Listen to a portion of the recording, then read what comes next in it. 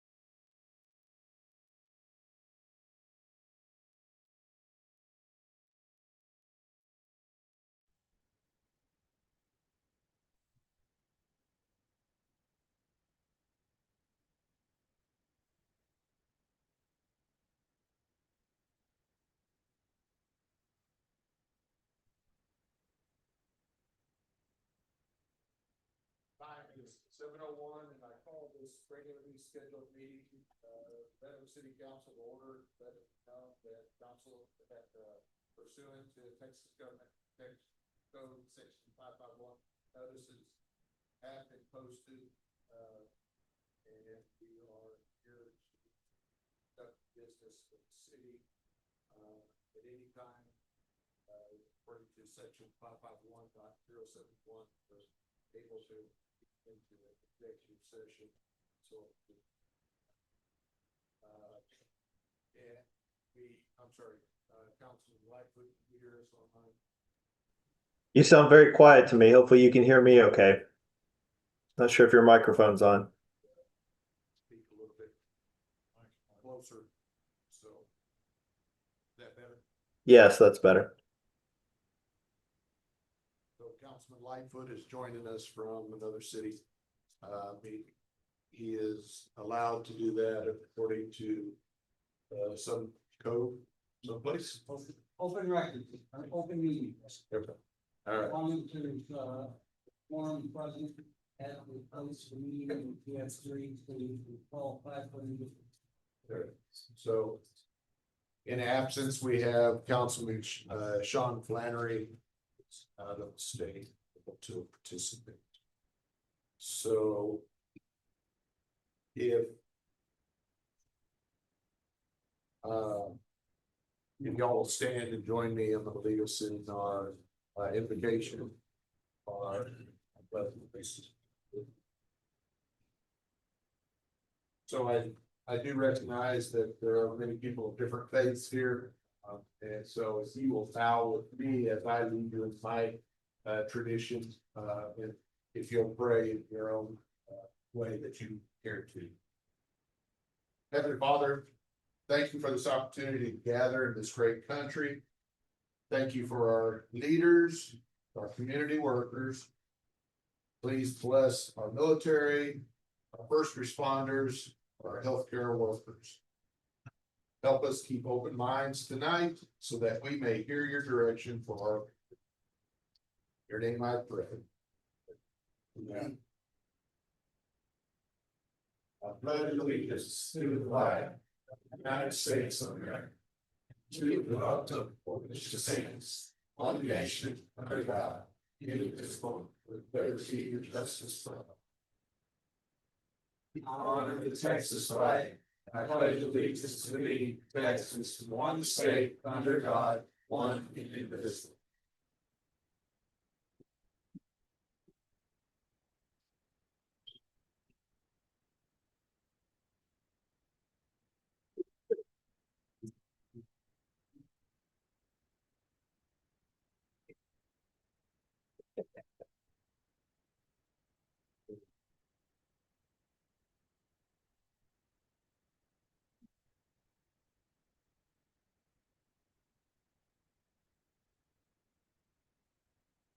Now we've got a couple presentations to do recognitions.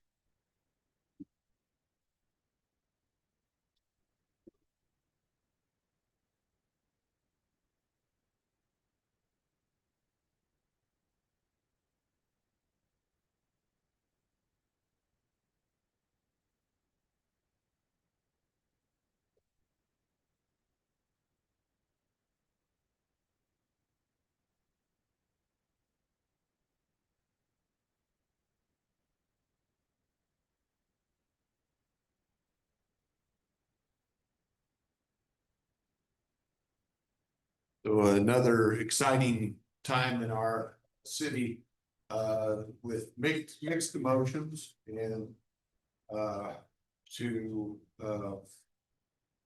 truly recognize someone who has been a great part of our city for the past 12 years and to wish him well as he goes on to other green pastures and anyway, Chief Blanton, would you kind of come up? So Chief Blanton had been our fire chief for the past 12 years, and he's retiring after 29 years of service to the fire departments, various cities.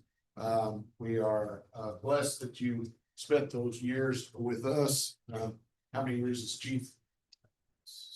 6 years as chief. So we'd like to present this, just the certificate, recognizing you for your outstanding leadership, dedication, and exemplary service to the city of Red Oak and the Red Oak Fire Rescue. Your commitment to protecting lives, commitment to our community has been deeply honored, and thank you very much for being able to call you as a friend and as a great leader. So thank you very much.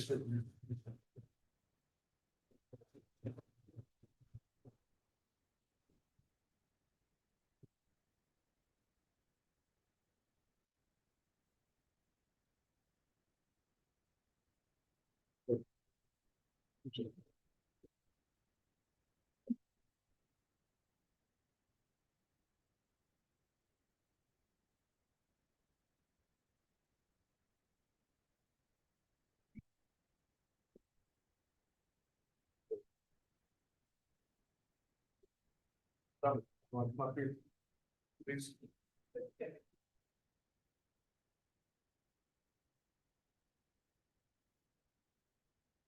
So Summer Colston, she has these initials behind there. You'll have to specifically tell me what the TRMC, Texas.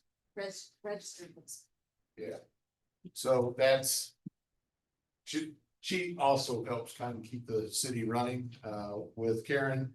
Let's see, it recognizes they have to do a lot of CE to kind of get the certification and then keep each year doing continued CE to be able to keep that distinction. And she has been selected for the 2026 Municipal Clerks Honor Roll. So congratulations.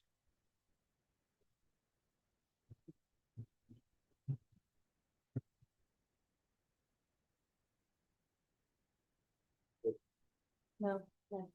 Next.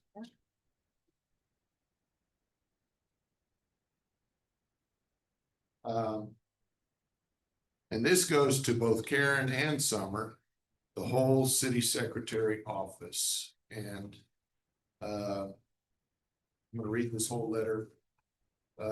Dear Todd Fuller, this letter is to inform you that the office of the municipal clerk and city clerk in the city of Red Oak is one of 42 to receive the Texas Municipal Clerk's Office Achievement and Excellence Award.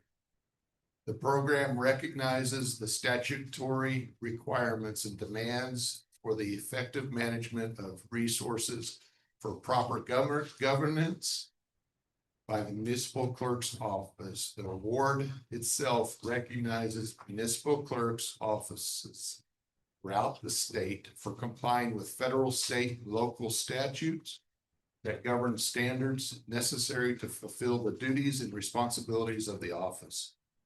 A municipal clerk's office must have met and demonstrated 9 of the 12 standards to be eligible for the award.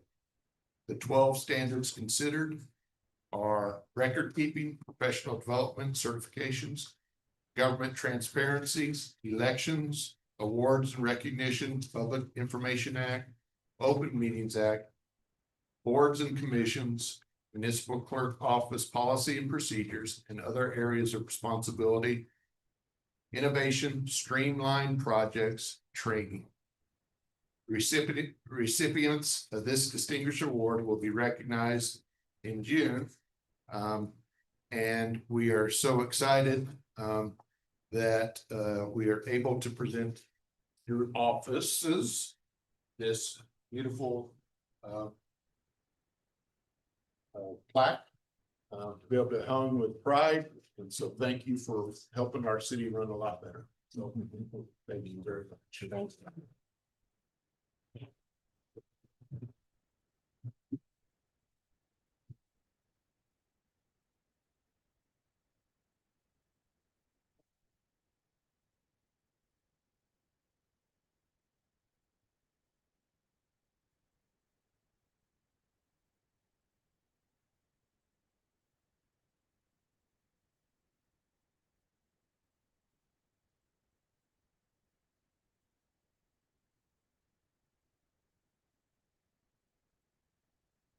Good evening, Mayor and Council. I wanted to take this opportunity to introduce you to David Jones. Mr. Jones here is going to be serving as our interim fire chief beginning Monday, June 15th. David Jones brings us over 36 years of experience in the fire service. He's worked every operational rank in the department and has recently been doing interim services for cities like Sunnyvale, Trophy Club, and most recently Athens. So we're excited to have David here. Welcome.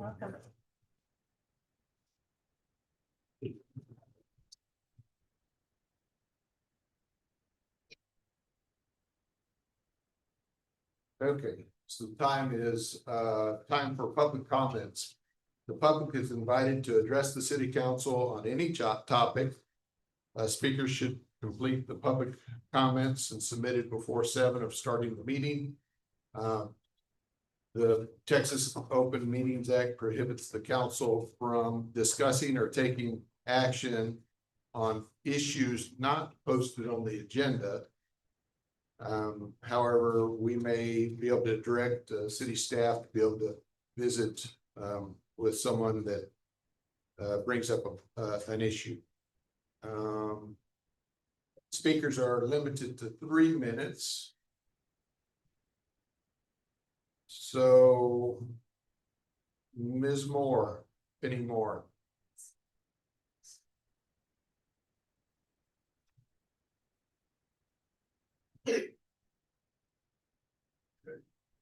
Her thing will be read into the record at another time.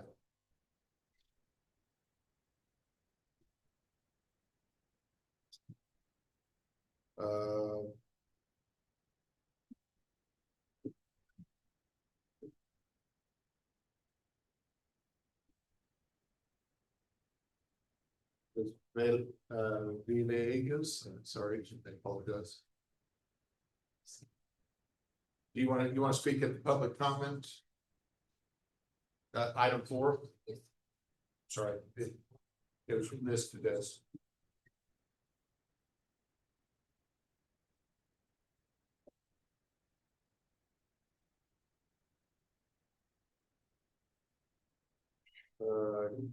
Karen Staggers.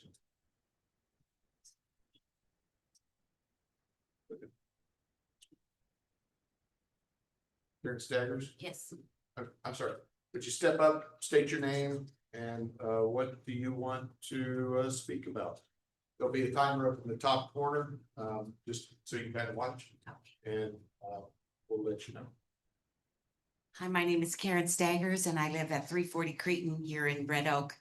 And I wanted to use this time to submit a formal request for some speed limit signs in my neighborhood. It's a new community. It's called Creek Bend. And there is just a lot of speeding going on. And I assume maybe, I'm not sure, the fact that people are using our street, Cretin Avenue, as a sort of a shortcut to Harmony and to the B&B Theater in my area. But we have a lot of cars that are speeding, and I've called the police department and they said it wasn't actually something that they could do other than maybe post a policeman there. But I did a ride around my neighborhood and I do see that there's a 30-mile-an-hour street sign on Harmony that's west of Findlay and Cretin. As you go down towards the pool on the left there in the Harmony neighborhood. There's another 35-mile-an-hour east of North Overlook at Harmony, right at Ewell. There's another 30-mile-an-hour on Ewell, about a mile south of Ovilla Road. There's another 30-mile-an-hour on Red Oak after the curve as you're coming south on Ewell and you turn onto West Red Oak. There's one there. And then as you come around, you see a 20-mile-an-hour, plus there's a children playing sign. And in addition to that are some speed bumps as you head towards the building where you vote, and then the park's there to the left. So I'd like to officially submit a request that we get some speed limit signs in my neighborhood. I have to back out of my driveway and I've almost been hit twice. I talked to the other neighbors and everybody's in agreement. And so I'm here in support of getting that formally submitted. I don't know quite what the process is, but I'd like to make this a formal request going forward. I don't, what other steps have to be taken, but I'd like to be in charge of following up with that for my neighborhood. Because we have no speed limits at all in any of the north and south or east and west, any of the community at all there. And we just find a lot of people really speeding through there going 40 and 45 miles an hour. So I appreciate your time. Thank you. I think it's good.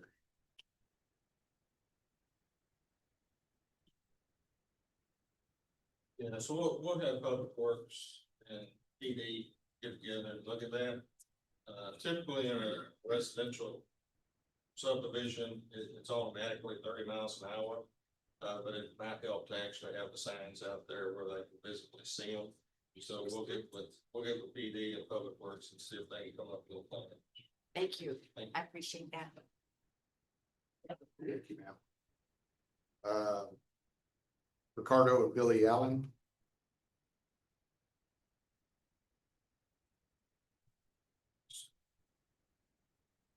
Because you didn't include your address, if you would, please make sure we state it out. Absolutely. To the Honorable Dr. Mark Stanfield and this fine city council, let me put this disclaimer out. As a Southern Baptist preacher, it's gonna be hard to keep it under 3 minutes, but I'll keep it short. Lived in DeSoto 25 years. Excuse me, your address, please. 358. I'm kind of afraid.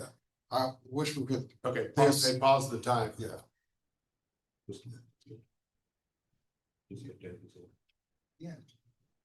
Yeah. Can I give it to him personally? Yeah, that's fine. So, And can I explain to you why? sure, that's, oh yeah, you don't need. As long as we can, you don't have to say You it. can just walk over there and fill that out for us. Okay.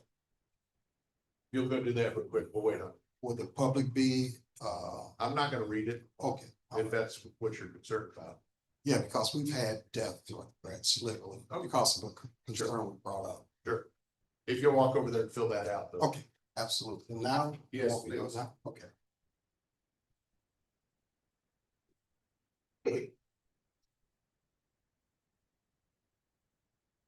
So this, okay, yeah, because we've had death, literally death threats. Yes.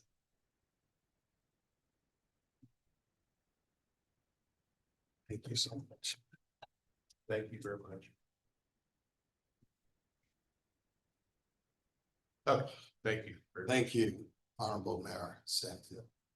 So we moved here from DeSoto, lived there 25 years, 4 amazing kids, 2 doctors, 2 pre-grad kids. We started building a home in Red Oak in the Summerwood Estates in 2023, closed on it May 2024, been in this great city for 4 years. And so, long story short, there's a cake lady in the community selling cakes. And then one day the wife and I was coming from church, we see another person setting up a car wash. And so at that point I call our fine police department. My concern is the money we spent on this home, we don't want that in our community. So it's the cake lady, the car wash. Next week it's gonna be the bag guy, the gym shoe person. And we moved to this city to get away from what our former city have become. And I say that respectfully. And I'm sure no one in this chamber or anyone that lives in Red Oak want that in their community. And so I reached out to our local law enforcement. And now this person is blasting us on, I don't do social media. My kids, my wife does, blasting us on social media, lying, and now there's death threats. Some kind of way she have our name, and I don't know if she have our number. So we're in fear for our lives. And we moved to Red Oak because I did my homework prior to moving to Red Oak. And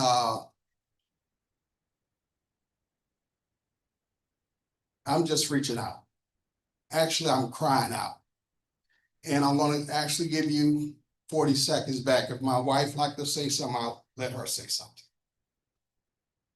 Just real quick, I would, just to piggyback on what my husband said, we moved to Red Oak so we can have, we did our homework on Red Oak and it was a very nice place to live. And in this particular neighborhood, we don't want, solicitors in our neighborhood because that bring down the value of the neighborhood. And, the way I look at the situation, if we was in Howland Park, you couldn't have that type of soliciting in your neighborhood. So all we doing is asking that the city council would do something to look at this situation, maybe put up no soliciting sign or something just to keep our neighborhood safe. That's what we're asking for. Thank you for your time. Thank you all very much. So we probably do have ordinances about things like that, solicitation, so, I'm sure Chief can kind of, Just gonna speak in on. yeah, Chief will reach out to you, and kind of talk to you. Okay, thank you very much. Thank you. Sorry that happened, you bet. Sounds like they're just sitting out in the street selling and rambling.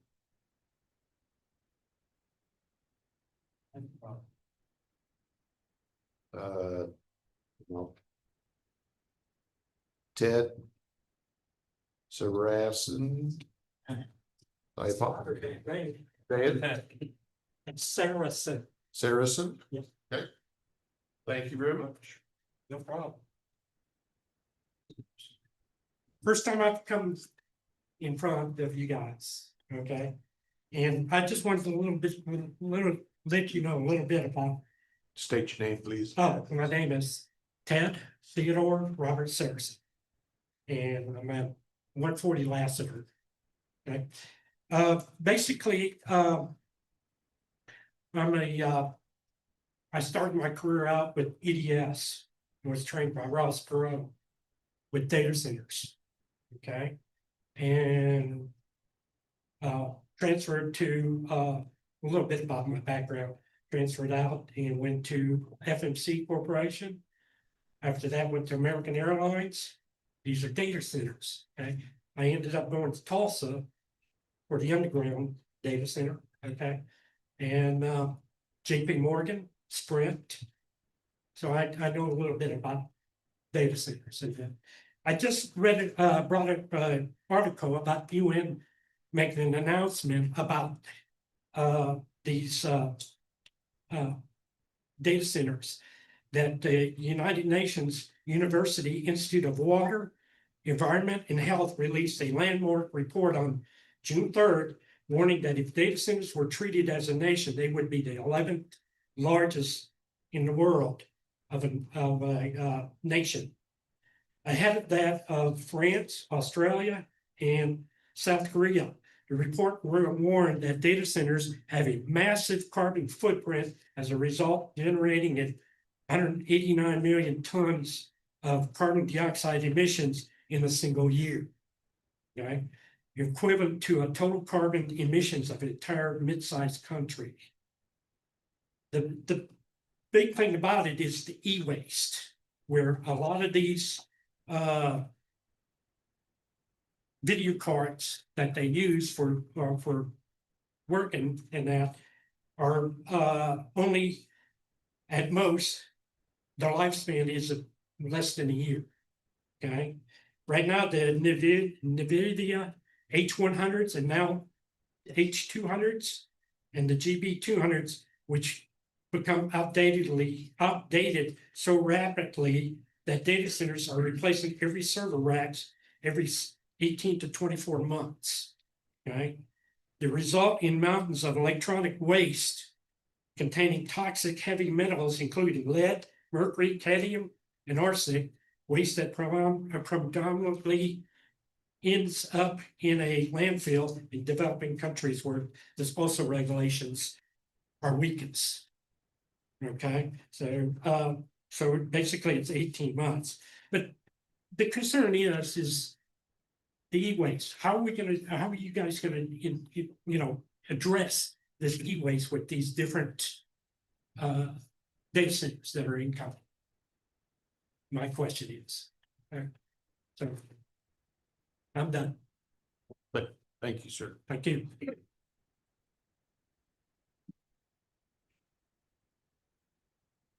Ms. Hamel?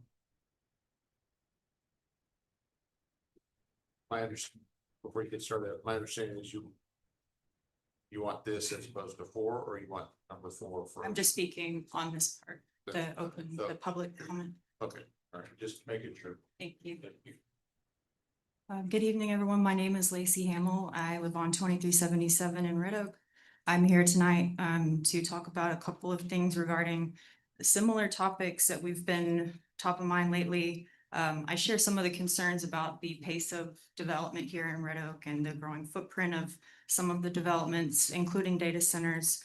And just, it is a concern of mine that like we must be careful that we are not going to lose our Red Oak in the process. And one of those things that has been brought up is that Red Oak does not have a tree protection ordinance.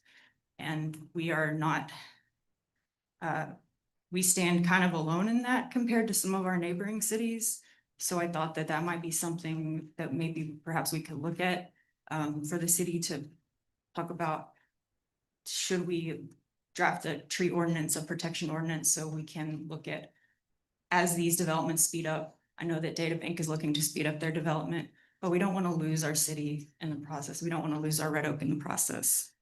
So that's one thing I would like to respectfully propose, maybe if it could be considered or talked about among the council or the city. The next comment I had was, again, just looking at some of the, like, we use a program or a platform called Civic Clerk that runs like the meetings, that has the agendas, like this right here in front of me on the computer. I don't think anyone else can see it. Here you can see it. It's got the agenda, but I don't think that in the past, like, I don't think, maybe y'all can't answer this, but these attachments don't show to us, like the end user on the website. We don't see the attachments, and that's been something that has been brought up by myself to the planning and zoning offices before, that we do not see what some of these agenda items are regarding. And when I look at like Waxahachie or Glen Heights, they're published council agendas that are made public to anybody on their website at least 3 to 5 days before the council meetings. They range from 60 to, I think Waxahachie's last one was 150 pages long, with like site layout, ordinance wording, the things that are going to be voted on. So I think that would be really helpful for the residents and the citizens to be able to see that ahead of time. I realize like the council, I'm new to this, I'm learning a lot, but I know the council gets a packet that you guys look at and kind of decide, you know, what's going on with this item. How do I feel about this item? How do I want to vote?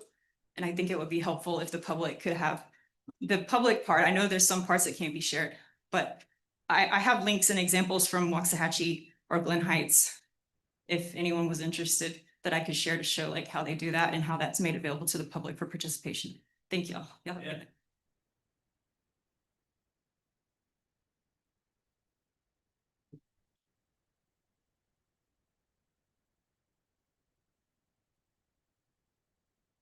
Sorry, I'm just making sure I don't have anybody else that wanted to speak in open public comments.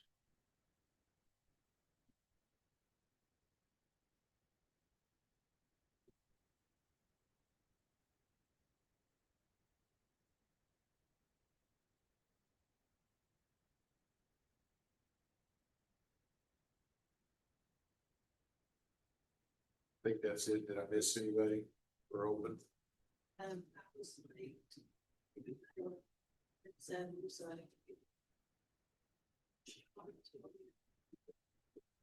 So, it was for submission, it has to be before 7 or at 7.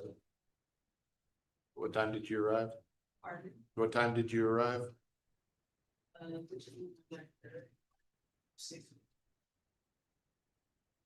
Okay, you'll bring it up. We'll sure listen to you.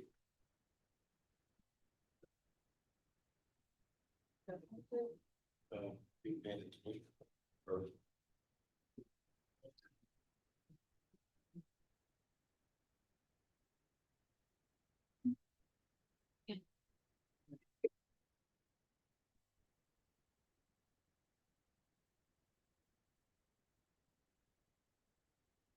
Ms. Crawford, if you'll state your name and address. for the record. Yes, hello, my name is Karen Crawford. I live at 810 Pierce Road, Red Oak, Texas, in the county.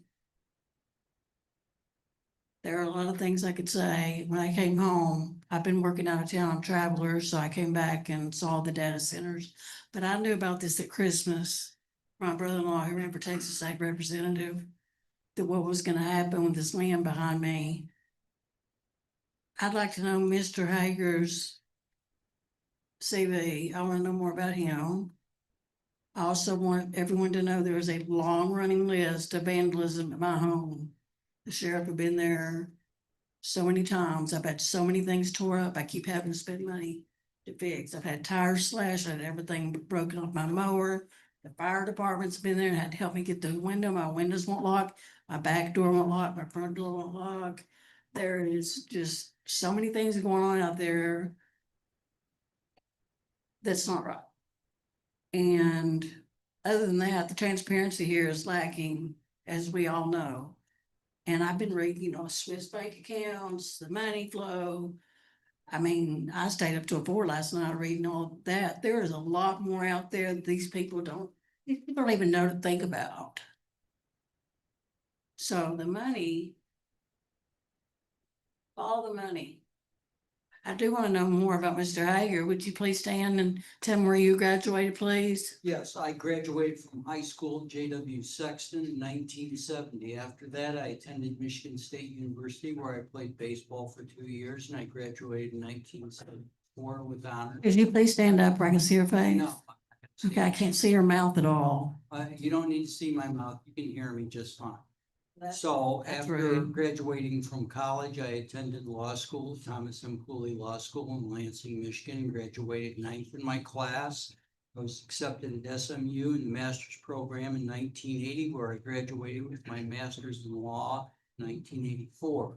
I began my legal career in Texas after moving from Michigan in 1979 with the law firm of Sainer, Jack, Salinger, and Nichols, of which I became a partner 4 years later, and the firm was renamed. And I've been a municipal lawyer since 1978.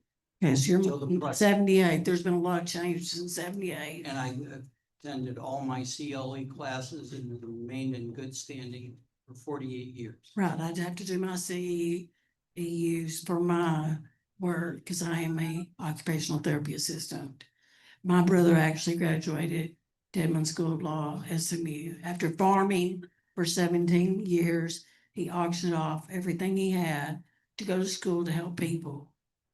Our father farmed 7,000 acres in Navarro County, and we watched that taken away and put into solar panels. Our father has never once spoke to those people, but he didn't want his children to go up there either. I'm the oldest. We did go up there though. And that was Italy, the country of Italy, who put those in. Anyway, we've got Well, I'm 3,000. originally from West Virginia, Well- so I know all about poverty. And This is not, we're far from poverty, sir. Thank you, ma'am. I wasn't through. Is that my 3 minutes? Yeah. Okay, there's the transparency here's for. I know a lot because of my family. Thank you, ma'am. Okay.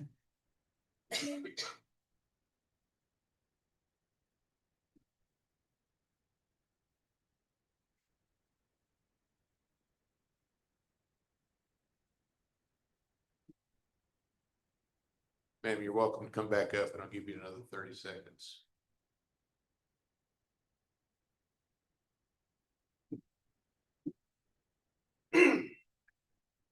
Thank you very much. There is a lot of transparency. People don't know real estate developers, they're gonna die. They're gonna need AI. AI is gonna do everything. You won't need underwriters anymore. There are a lot of jobs that are gonna be taken away. What about the tractors? What about the farmers? What about the animals that are endangered? What about the wetlands? I live on Red Oak Creek. I know what it's like out there. I've never flooded. I had the septic guy come out there before I bought the home 10 years ago. He said, your side is never gonna flood, but they will. And they do. And I think y'all worked on that with Jordan Durham. So, that land is sacred land. All of a sudden, my mortgage company had me go and get a flood insurance policy 2 years ago. Also, a guy came out to my house about 6 years ago and he was really pushing it. Boy, he was bringing tools, he was bringing drill. He's like, what can I help you with? He was dying for me to sign this 20-foot easement paperwork, which I have at home. And he kept coming over, kept bothering me. And my brother Michael said, you know, whatever you do, just go ahead and sign it. And you have to sign anyway. It's all adding up. Obviously, we know this has been going on for a long time. But I know you're getting your pockets lined. Thank you, ma'am. Because I know what happened in Corsicana, Navarre County, and I know they're crooked. Thank you, ma'am. You're welcome.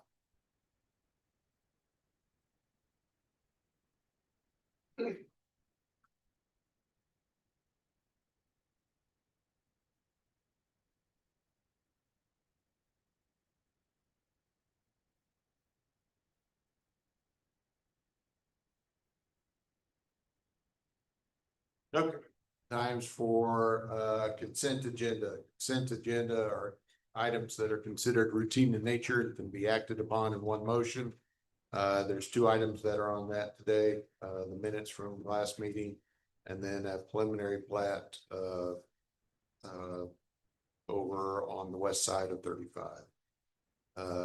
Council, is there any questions that you have, or does anybody wish to have any of those items withdrawn or pulled out for separate discussion? No questions. None for me. Okay. I'll entertain a motion to approve the consent agenda as presented. So moved. Okay, so I think that one is Franklin and Miller. Those in favor? Franklin, aye. Miller, aye. Smith, aye. Lightfoot, aye. That's 4-0. Okay. Item 3 is to consider my recommendation for annual appointment to Mayor Pro Tem. And we have two items on this, and because it's kind of a split screen, I'd like to actually call for a roll call vote on both these items when those happen. And my recommendation is to keep Councilman Franklin as Mayor Pro Tem. Can I get a recommendation? Nomination. Can I get a nomination for that, please? Okay. Councilman Miller nominates. Can I get a second? Councilman Smith nominates that. Councilman Smith, how do you vote? Aye. Okay. Councilman Lightfoot, Happily vote aye. Councilman Miller. Aye. Mayor Pro Tem Franklin, are you recuse yourself? Recuse myself, Mr. Mayor, unless it breaks the quorum. Did that, was it? I recuse myself. Okay. So that passes 3-0. Congratulations, sir. Thank you for what you've done this year. Item 4.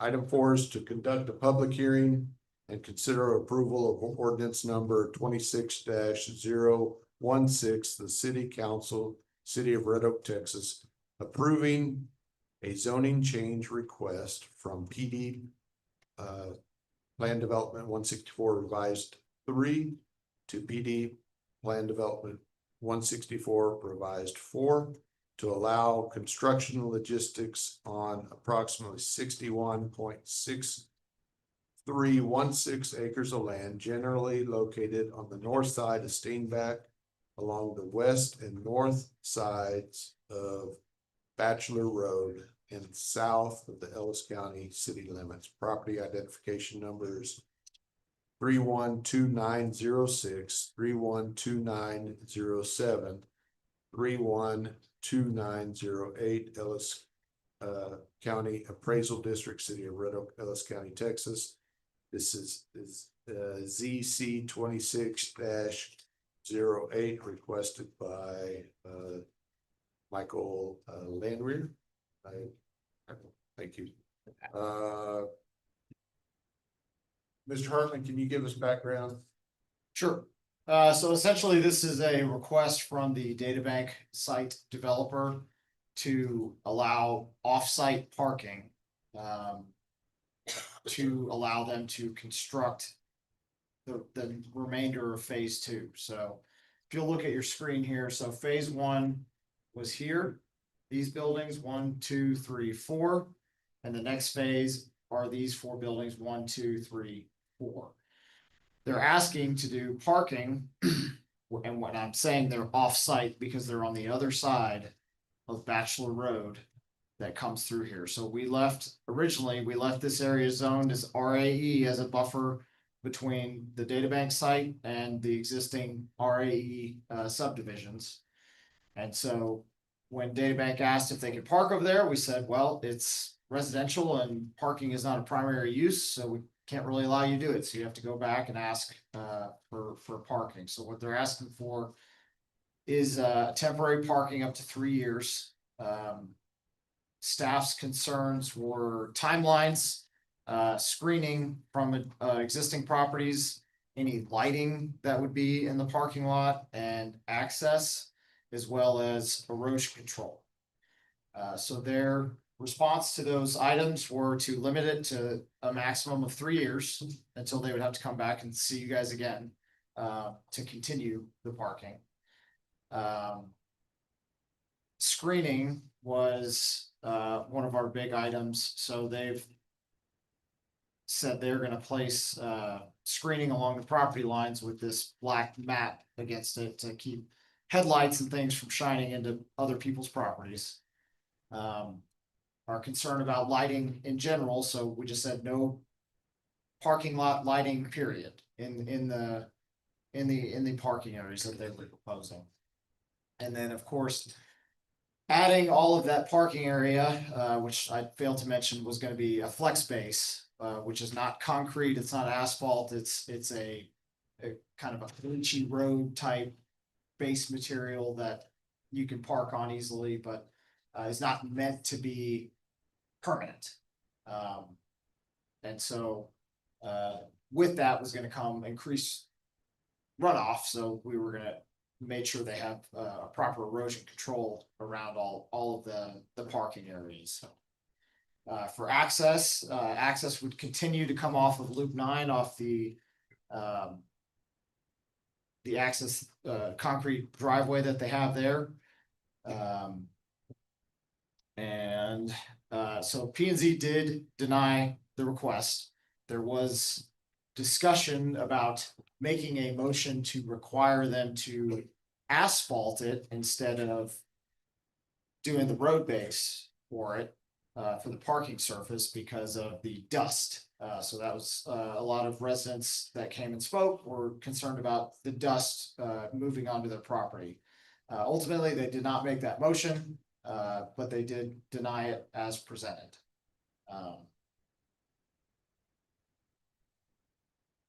Just some other quick notes. It's about 2,500 parking spaces throughout the site here. You've got here, here, along here, which is kind of your west side of the road, and then with most of them concentrated down here on the southwestern side. And I'll show you an aerial of how it kind of looks now. So here's building 1, 2, 3, and then 4 will be here. So right now, where they're doing a lot of parking and staging is where the next buildings would be. And so the proposal is to move the parking into this area, this area, this area, this area, and this area. So that their property line, can you highlight that? So General. the data center property line is here. Okay. And then the RAE section property lines are directly adjacent to it on the other side of Bachelor Road.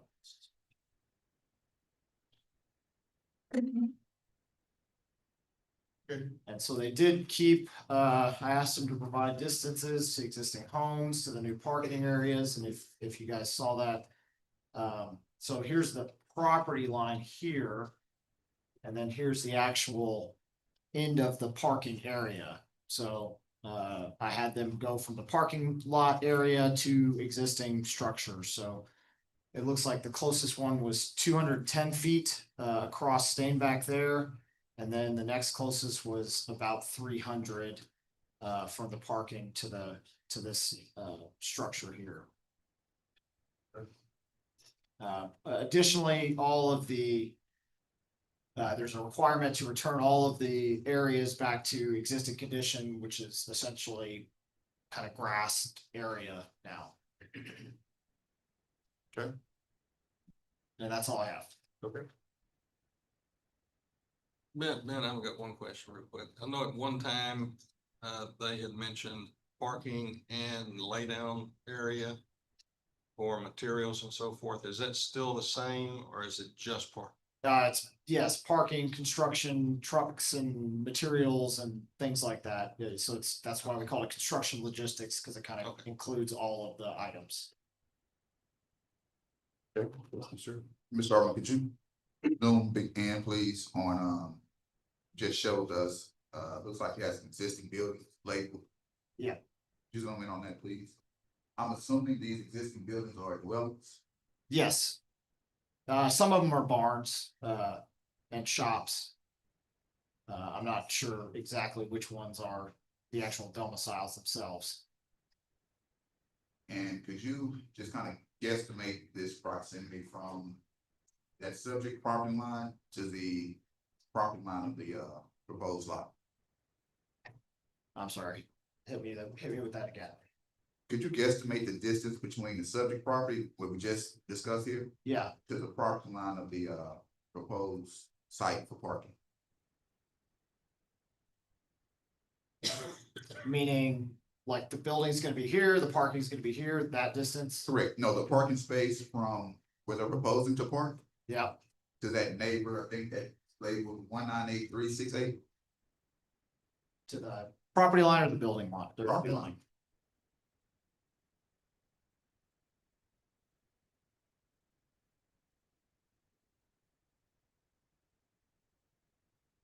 Probably to be conservative, 300-ish feet. Okay, thank you. My question is, what was the goal, the initial plans? Why didn't this in the initial plan? I don't know that they knew that they were gonna be moving as fast as they are.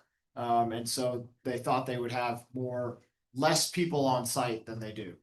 I can let them answer probably more. Is there a secondary option to make this work for them outside of having this approved? They've not provided that to us. All right, council, let's open this public hearing first, and then we can ask. I know that has the applicant. Okay, so the time is 7:49, and we will open this public hearing. And I have Pat O'Connell. I understand that you want to speak on this in item four, correct? Thank you. Pat O'Connell, 110 Shadow Drive. I want to talk about three things. First, plain language and transparency, and we've heard that before today. Last week, the P&Z could have prevented a lot of confusion and heartburn by following the federal government's plain language guidelines to communicate in a way that actually ensures understanding.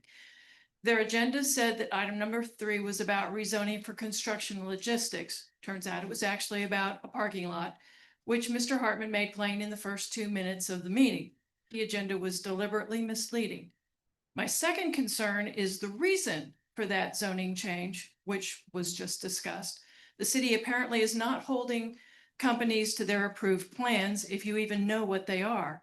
But why was this zoning change needed at all? Because construction was going faster than expected, DataBank said. There's an expression in the business world, a failure to plan on your part does not constitute an emergency on my part. The city was told there would be 300 workers per building, 4 buildings at a time. Now DataBank says it's 500 workers per building with all 8 going in at once. That's their problem, not ours.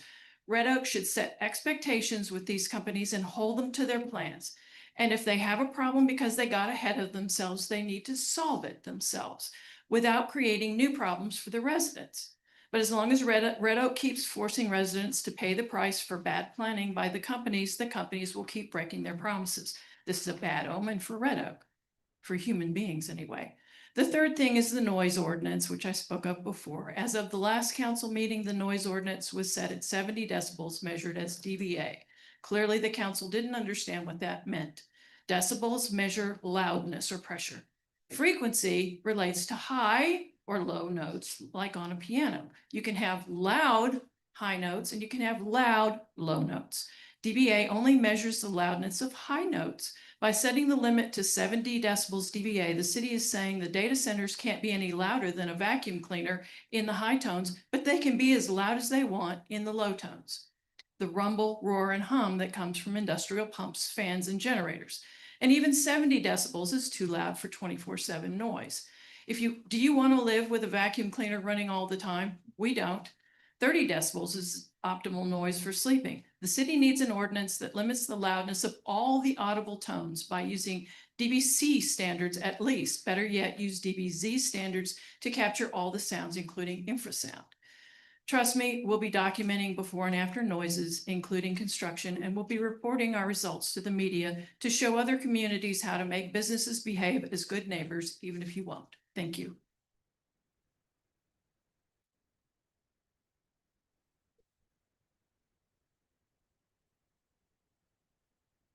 Floyd.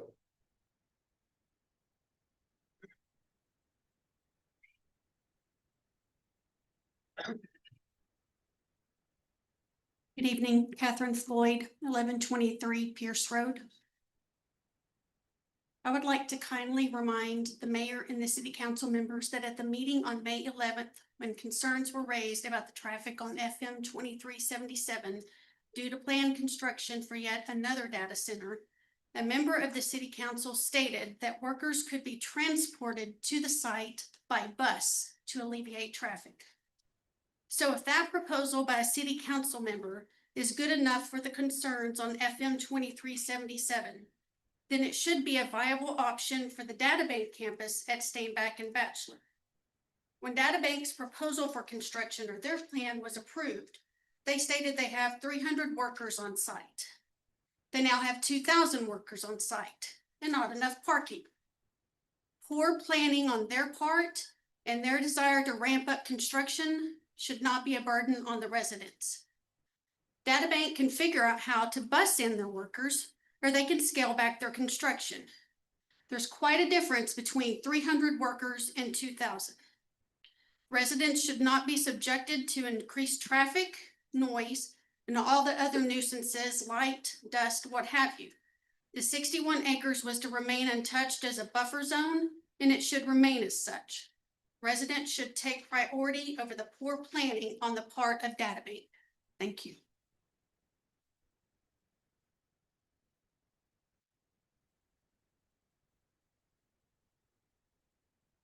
Zelda.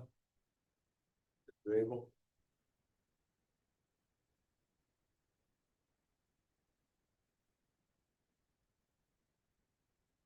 This accommodation is 5 minutes. Greg. Just a second.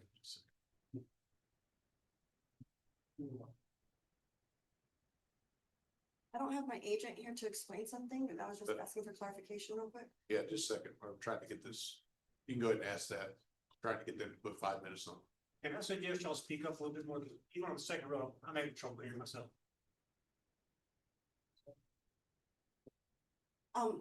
My question that I'm asking for clarification was, where exactly the parking will be added? I kind of didn't quite understand. I saw the pictures, but I'm not sure if the parking that's on top is already part of it. Yeah, just a second. Ben, can you do that? Oh, if you could answer.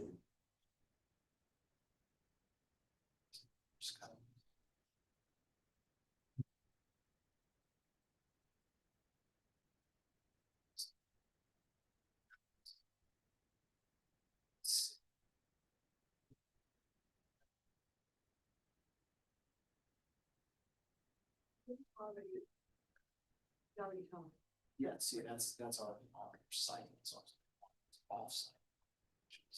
It's areas that are on the other side. Councilman Lightfoot, have you been able to hear? Yeah, I've got no problems hearing when people are talking in the microphone. I can't hear anything other than the microphone, so which I think is by design. Okay.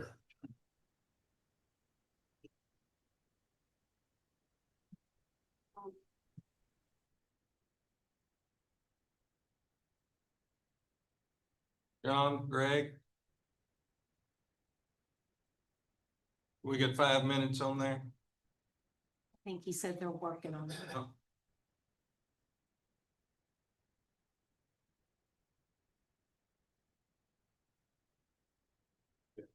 Yeah, we'll just time it. Mr. Fuller is gonna time that, so you may go ahead and start and state your name and your address, please.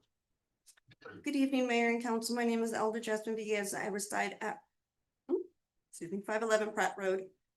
While this particular site is not adjacent to my property, I'm here to stand with and for the homeowners who are directly impacted by this proposal. When this council repeatedly fails to show true leadership or uphold the duties entrusted to it, people like me and many in this room will continue to show up to remind you that your responsibility is to represent the people, not the developers. The decision made here tonight will set a precedent. If this council continues adjusting approvals to accommodate developer planning failures, then every future data center developer will expect the city to bend to their demands rather than protect the people who live here. At the planning and zoning meeting, it was stated that this request is necessary because the project is moving faster than anticipated, and that without this approval, it would be incompatible with their development. However, this is incompatible with the homeowners and the local community that's already there. There has been little to no discussion about whether this use is compatible with the surrounding community, the residents who will be impacted, and the long-term effects on their quality of life and livelihoods. Compatibility should not be defined solely by what defines a private development. It must also account for the people who live nearby, the infrastructure that will be affected, and the cumulative impact of continued industrial expansion. This is not just a temporary request. It represents increased traffic, extended construction activity, noise, lighting, and ongoing disruptions.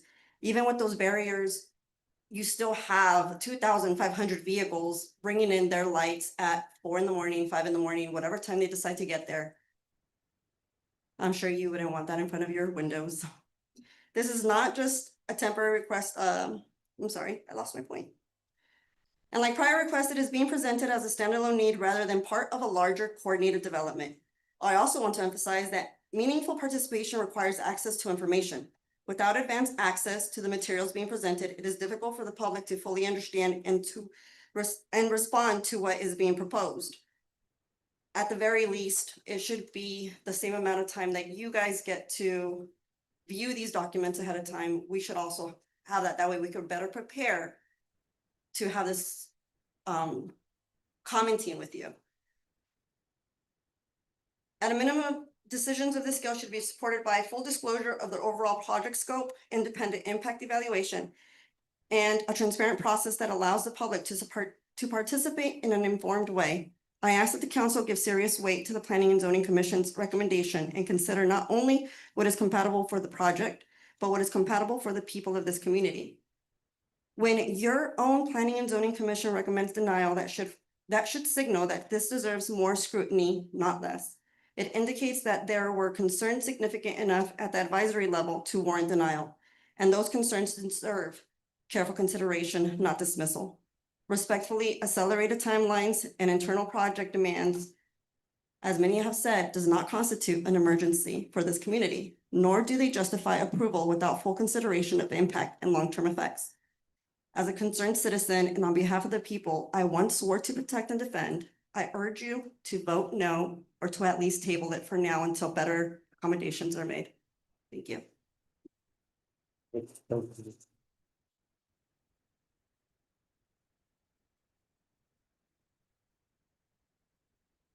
Mr. Moses.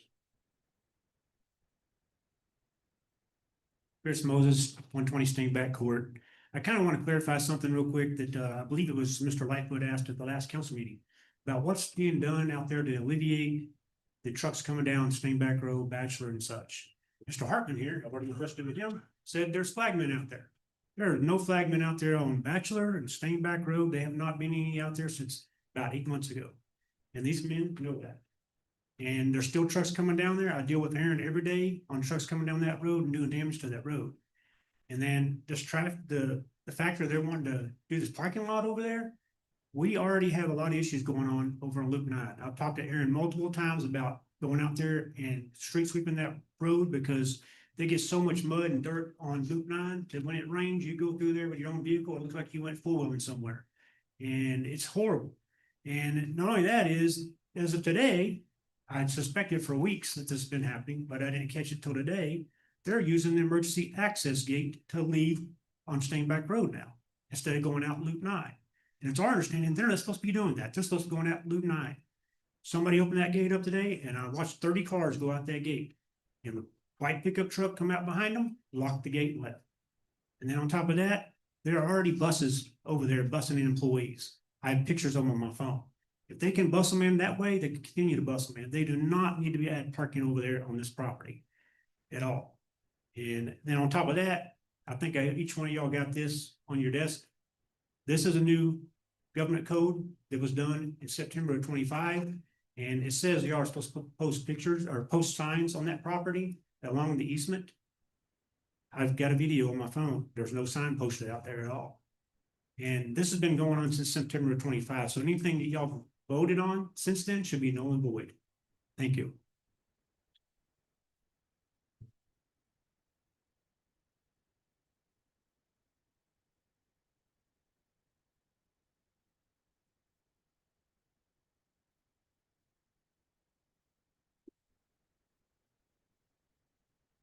Krista,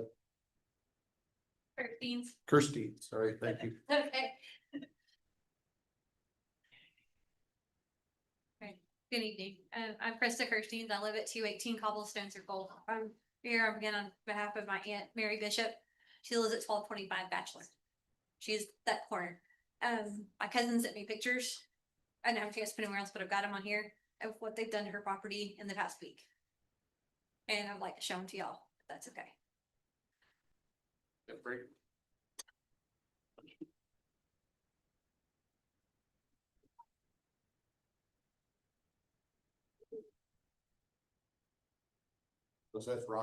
That's rocket water. This is where they're putting the pipe in her yard or something. Yeah, so that'd be rocket water, but it should be an easement. If they're out of the easement, that we need to. They're in the middle of the yard. The tractors we put parked in their front yard, in their building, in their front yard. Up here, you can't find any pictures with all the ruts and stuff that they put in their yard, but, Thank you, and it's rocket water, so. but no, it's not just rocket water. So the. I'm back to him. So the pipes were initially supposed to go on the other side of Bachelor Road, but the residents on that side did not want them. So then, being that she's 87 years old, they've put them on her property instead. I don't know what to do to help her. I'm sorry, I didn't understand that. I said, I don't know what we can do to help her because it's destroying her property. She's been there since 1980. She's been there longer than I've been alive. So you guys need to take that into consideration. These people have been there all their lives and have nowhere to go. All right, thank you. Thank you, ma'am. So.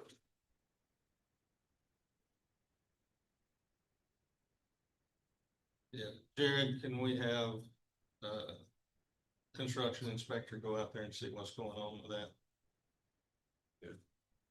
And then, can you get with her and visit with her so she can communicate with your aunt?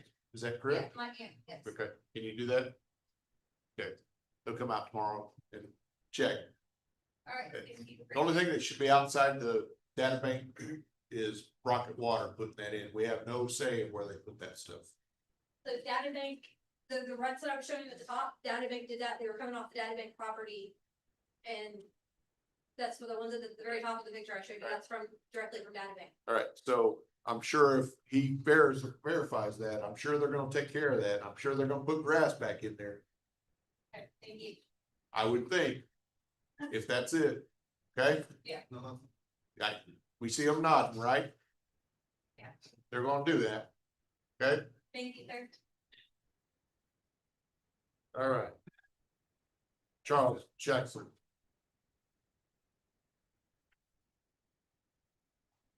Mayor, council. I was at the zoning hearing and a lot of what they talked about was good. The no lighting, the barriers, the things like that. And I do understand at this point, because this ship has already sailed, there's not much we can do about it out of court. But it's when we start looking at the parking issue, oddly enough, if you'll just take your phones and Google how much area they need for parking, you can get a 10 by 18 parking space, 2,500 of them, with a 24-foot aisle in between them, 17 to 24 acres. 61 acres is ridiculous. It would alleviate the issue of being how close they are to the houses if we could limit the top 30 closest to the data center. Give them 30 acres, half of it at the top of the data centers. That would increase the gap to the houses around. Because the way that that is drawn, that's completely out of scale. Apart from the 2,500 acres, 2,500 spaces, we also have spaces on that photograph around the buildings. So there's places to park on 290 acres that they can use to move part of their stuff in. The other limitations, or the two limitations that I think kind of got glossed over, one, when we talked about zoning, was that the parking spaces are only for road vehicles. Cars, trucks, things like that. No equipment, no heavy equipment, no parking your cranes, no parking your stuff over in that area, and that was agreed to at the zoning. The last issue there was road base. I think if you can limit the number, if you just look at it, there's no reason to have 61 acres in road base. You can move 30 acres closest to Bachelor Road and whatever else they have around the top. You could drop that number probably to 1,500. There's probably another 1,000 parking spaces, but there's a bunch of them marked. Look at the aerial photo. There's a bunch of spaces already marked. I'm not saying that they don't need parking. I just don't think that you can take 61 acres and completely gravel the thing over and fulfill what they need. I think that's a wish list.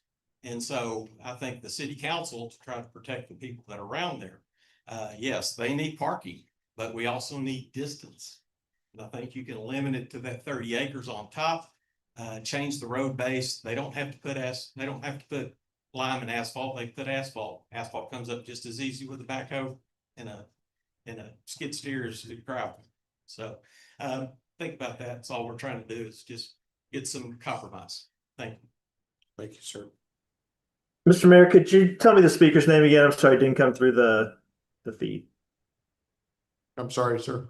The last speaker's name just didn't come through on the feed. I just didn't. Charles. Yeah, I thought that's who that was. Thank you.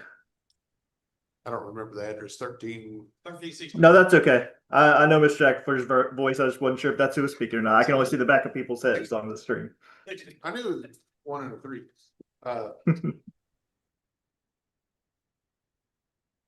Ms. Hamel, did you want to come back up and speak on this item? Because I think I had you in public comments. I was going to read a statement if someone wasn't able to arrive, but they did arrive, so I'm good. Okay, all right. I just didn't want to miss anything. All right, and we have somebody online. Do we have somebody online? No? Okay, all right. Okay. So we are gonna close this public hearing. We'll close this public hearing at 8:11. Can I have a motion for that? Second. That's Miller and Franklin. Those in favor of closing that by name call. Franklin, I. Miller, I. Smith, I. Lightfoot, aye. That closes 4-0. All right. Yes, I'm sorry. I think it'd be appropriate at this time, as a result of the denial under the ordinance, our ordinance, section 3.1.7 of the zoning ordinance. If there is a denial by the Planning and Zoning Commission, the ordinance reads that a supermajority of the city council of all of its members, supermajority of all of its members will be needed to override the denial. In this case, we have a member absent. The fact that they are absent, they still count towards the supermajority and as a member of the governing body, so it will require 4 affirmative votes to pass the site. Okay, Todd, Councilman Lightfoot, did you hear all that? I did, yes. All right. All right, so council, Mr. Mayor, you didn't ask specifically, did the applicant want to speak for the proposal, or are we gonna do that at this point? I know we're out of the public hearing now, but I still Yeah, think it's probably okay. we're gonna let them speak if they care to speak on it. And yes, thank you. I wasn't thinking, excuse me for not asking y'all to come up. But since you're requesting this, if you want to come up and state your name and your address and I guess the reason for this. Like I said, be two of us stepping up, so. Tony Corey, 400 South Akron, Dallas, Texas. I'm the Vice President of Construction for DataBank. I'm filling in for Joe Tilson, who all met is out on personal time off this week, so I'm filling in for him. Okay. And Michael Landwehr at 13455 Noel Road, Dallas, Texas, 75240. Just also to start off, I can appreciate the public's response and understand, what they have to say. This gentleman here, if there was in fact 30 cars that came out of that back entrance, I will look into that tomorrow when I'm on the job site. I'll make sure that's not happening. For the lady on the end, I did walk the Rocket Water path today. I did not see any pipe on personal property. It's in the easement and or the right of way. I'll walk that again tomorrow. And if there was a gentleman inspector that was going to talk to her, I don't mind personally talking to her as well. Her aunt wants my personal cell phone. I'll give her my personal cell phone in that scenario as well. So, And she's sitting back there. Raise your hand. Yep. okay. Yeah. Thank you for doing that. I think that's the Rocket Water that's coming. It is, and it does serve the campus, and it also does serve another residential large developer in the area, but if it has anything to do with this, I just want the public to know I'm here to also support that on their behalf. Yep, thank you. Good evening. I just want to open up by just saying thank you all for being here and hearing our case. Again, this is us asking for, this amendment to allow DataBank to use their land for their construction logistics and support the approved development. We work with city staff thus far to propose this plan that supports our construction efforts, as well as we're attempting to be cognizant of our neighbors. The area that we're requesting is kind of shown on screen, is taking up is to replace the space that was being used for construction logistics up till this point, kind of like coming back into the year. Buildings 13 through 13, 14, and 15, which is shown on the previous screen, is currently being used for that. And all we're doing is pretty much trying to replace what's going to be lost with the new buildings and move it to the land just across Bachelor Road that we'll be constructing with the next phase of the development as well. Yeah, and One thing I just wanted to add to that is as the first 4 buildings in that first phase start to come online in a phase fashion. Somebody had mentioned about parking around the building. We are doing that to whatever capacity we can. We obviously have to leave an open fire lane so that in the case of an emergency, we have space to swing around the building. So as those buildings come online, yes, we'll have parking for the facilities folks and some of the construction workers, but that quantity will decrease as we move on to the second phase of the development.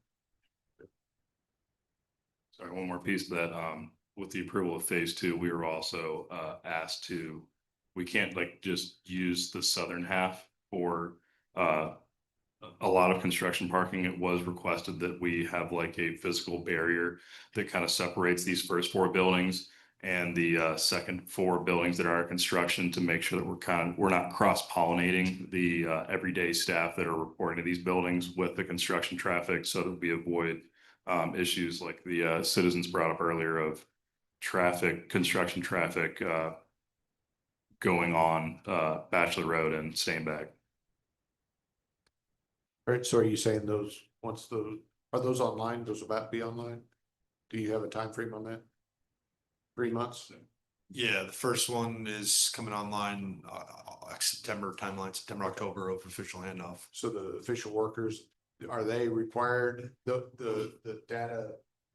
Not the construction. The employees, permanent full-time employees. So will they come in that entrance right there, but have to come in off of Loop 9? Or are they gonna, It'll be a bit of a hybrid, but the agreement we had in place is the full-time employees will come off that entrance there.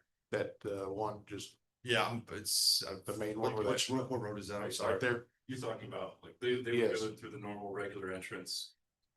They regular employees would come in off the regular primary entrance off of the future Bachelor Road.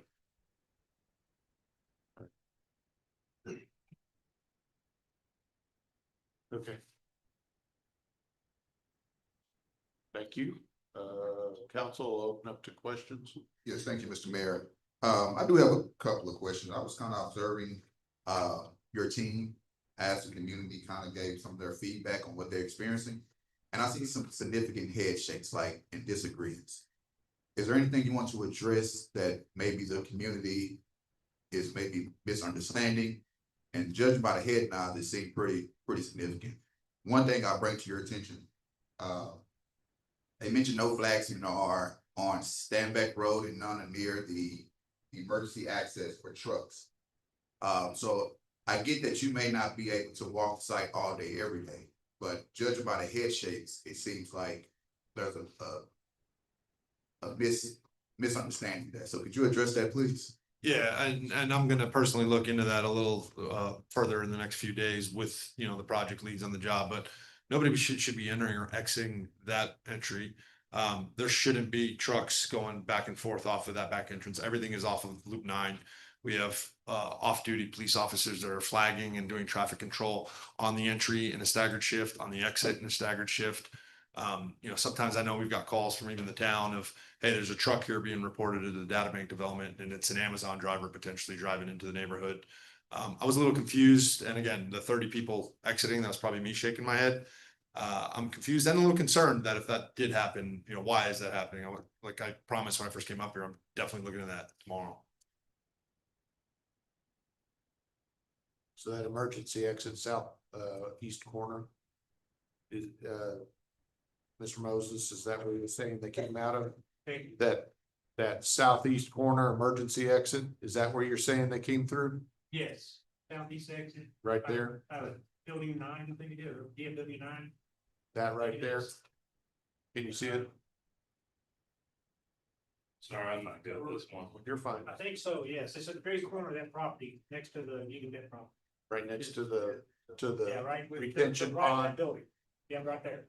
Yeah. Into- That's the emergency exit gate. Okay, so that helps you. There had been evidence of it before because there's mud between Stainback Road and that entrance concrete. And there's tire marks have been drug out on the road for weeks. And that's why I suspected people were going in and out that gate. And then I saw it myself today. Thank you.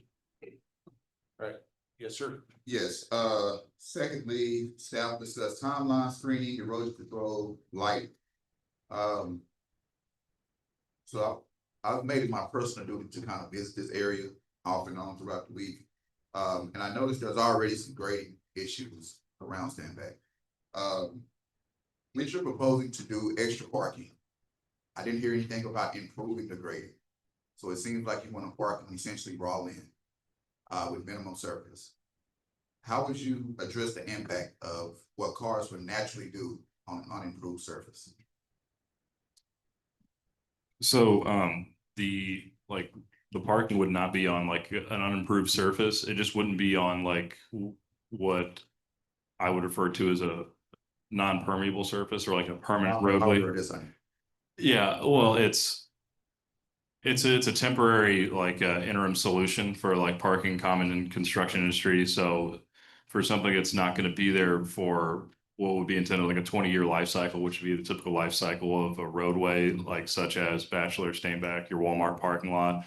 This is not going to be there for 20 years. So it's pretty common to propose like a flex base, which is crushed up aggregate and larger rocks, but to provide like a suitable temporary road base for vehicles to travel on safely at a slower velocity. So you can't rip 30 miles per hour like you could on like a residential street, but you can drive about parking lot speeds and safely park your vehicle on it. So I agree, it's a gray area between improved and unimproved. But it's not just raw agricultural land or agricultural land. And what about the runoff from an unimproved surface? The runoff, Lack of grading. so the runoff from an unimproved surface is less than a improved surface. When you do flex base, it's going to be somewhere in between, like 100% impervious, such as concrete and asphalt, is how we would typically treat it. Flex base is somewhat permeable, but with the erosion control measures and grading in place, it would be treated much closer to a 100% impervious surface because it's compacted. So it's more conservative to assume it's not going to be absorbing a generous amount of water. So the erosion control measures that would be put in place would be there to not increase runoff onto adjacent properties and flood any public or adjacent neighboring properties, and also control the sediment. I think where I disagree with your assessment is with an improved space, you're actually grading a lot because you're about to improve it with an improved surface. So for example, concrete or asphalt, you're kind of grading a lot. Instead of an unimproved surface, essentially, if you're going with a flex base, you're not putting much interest into grading the actual lot.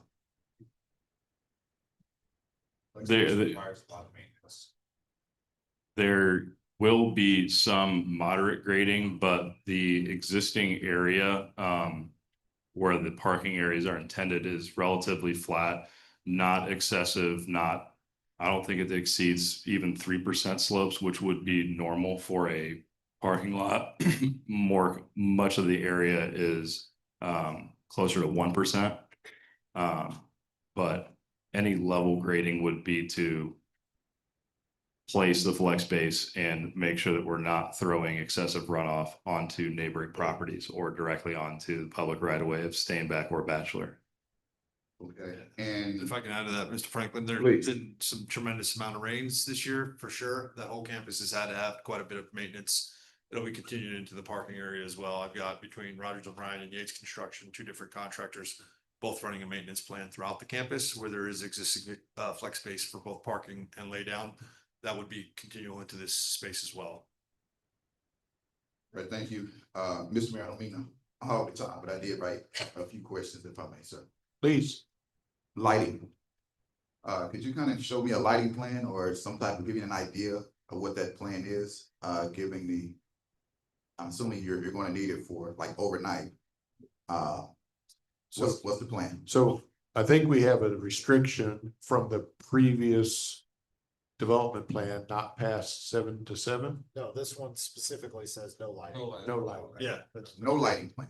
Where specifically, No lighting, okay. Yes. Yeah, I misunderstood. no, it's okay. I think you're going off of the notes provided from planning and zoning. I assume either that or just trying to verbalize the questions from the residents. But yeah, it was we conceded that like no lighting is needed for the parking areas. They should be just to protect the neighbors primarily. And isn't there a restriction on when construction, outside construction can go? Exterior construction. Yeah, and what- There's 7 to 7, 6 days, is it 6 days a week, I believe. Can you recall that? I think I read it's 7 to 7. Yeah, 6 days a week, yeah. That's loud, extrusive exterior work, you know, obviously in the building, Right. it's a different scenario, but, and again, that could be into part of the ordinance. If we're using different parts of the parking throughout the campus, 7 o'clock, it's to not disturb neighbors. Yeah, we want to be good neighbors. We're not here trying to stir up a problem or start a fight. We want to just comply with whatever requirements are out there. Any work outside of the hours would have to comply with our regular noise ordinance. My last question, Mr. Mayor, is, what is your backup plan should this not pass? There's a few backup plans, a couple of them being some nearby areas. There's a parcel where there's some trucks parked down the Loop 9 right now where we're looking at a land lease option. There is gonna be a hybrid of still some busing required regardless. I don't have the specifics about the other locations of maybe 2 or 3 other parcels or properties that we're looking at with some landowners. To be able to park, bring in, carpool in. We're trying to get the employees to carpool more. For us logistically, it makes the most sense to make it within the bounds of our property line, whether it's development itself or the residential space. Just to keep everything combined into the property and the logistics of the site, instead of trying to impact other areas of the community. I'll defer for a second, Mr. Mayor, but, I'll follow up if council are done with their questions. And I do want to make sure that people understand asphalt's less permeable than this flex base, correct? Yes, So it would run off more and not absorb. correct. So that's the part of the rationale to go with flex base, correct? It is, plus, you know, from a Cost. sustainability perspective, we're looking at using recycled material as part of that flex space, as we are on the rest of the campus as well. I mean, I think I heard resident bring that up about asphalt. But then I'm not an engineer or anything like that. Yeah, I know, that's why I'm asking. Like for something that's not gonna intended to be there much longer than like 10 years tops, but like typically like when you're putting down asphalt and concrete, it's something that you're planning to be there 10 to 20 years, if not longer, if it is not like subject to excessive wear and tear environments. All that other destabilization. Yeah. With the flex base, it's more simply just crushed up rock, aggregate, dirt, compacted to the point where it can be suitably driven on and parked on regularly. And I did hear someone in the crowd state that flex space does require regular maintenance and upkeep just to make sure. And that is something that has been happening on campus with the flex space areas that they already have, because yes, it is not concrete. It does move around a bit when it's driven on regularly. You get little bird baths and low points that just kind of need to be graded out or evened out weekly and regularly. Thank you. I have a couple questions. One, the request for the use of the property when this planning was considered, you missed that. And now my question is, how many cars, as I've heard 2 different numbers, how many cars were checked to be on this property? So the amount of cars was just for like numbers, what's drawn on the exhibit and what's being thrown around. There's 1,800 parking spaces on that larger area, and on the smaller parcels to the north, there's 200 and 514 respectively. And I'll zoom out if I can do so. So 1,800, 200, 514 on these. That's how many's drawn, and those are like the offsite parcels that are subject to like the zoning request. And then on building 16, we're still trying to make use of kind of what we have left as we're constructing the next 3 buildings, and that should be 1,200 parking spaces. And that's accurate to what someone else mentioned earlier, is about 18 foot by 9 foot parking space, which is a standard parking stall. Understanding the level of disruption this is bringing to the residents and frustration, clearly. That backup plan, how seriously have you guys considered that busing in process? Is that a real possibility, or y'all? I mean, we're actively doing some of that right now. The logistics of it are very challenging, not only for the campus, but I think around the community as well. I do think it's the most viable option, again, speaking on the developer's behalf, that we do this on the site. We have several crews, depending on the staggered shift, that are coming in, coming out. Carpool is a huge piece, a huge plus to it. One thing is, and I've mentioned earlier about the planning for the construction parking is kind of what we're envisioning as like a worst case scenario, but there are some construction logistics that still need to be taken in consideration. For example, as you have a base building form of construction and you have a tenant fit out form of construction, as a tenant fit out piece happens, everybody understands the scarcity of workers in the state. So we're having to outsource multiple companies for labor. Every time another company comes on, it's another trailer. So we're having to move trailer city left and right. We're having to swing construction logistics, all the supply chain and materials that are coming in. We're having to move those from one point of the campus to another. With the rain and the impact, it's just been bouncing around. There's a lot of downtime. So yes, it is shown as parking, but yes, there might also be some chilled water pipe laid in there. There might be some, tarped open or containerized drywall that's laid in some of those areas as well. So it is a little bit of a hybrid of how we're approaching things.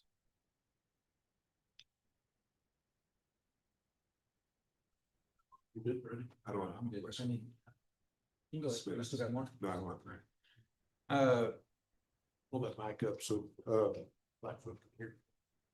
So you said there's gonna be fencing around that, right? So there'll be lights. I know it's 7 o'clock. During the winter, that's gonna be dark. So we're putting screen fencing up, correct? Yes, Around the property line? Or Ben, do I need to go to a different window? Well, you can just, if you roll down. Oh, one scroll. page, yeah. Thank you.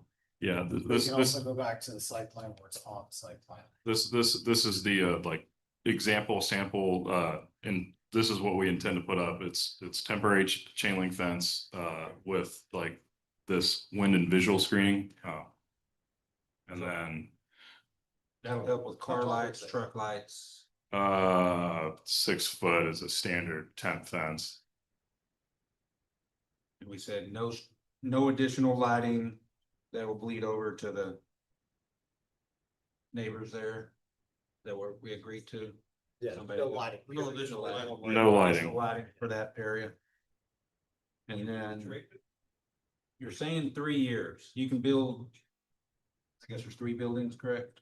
There's another 4 coming online, The 4 online, but they're already there, but and then there's 4 thereafter. you're moving the parking to build these 3. 4. All right. 4 and 4.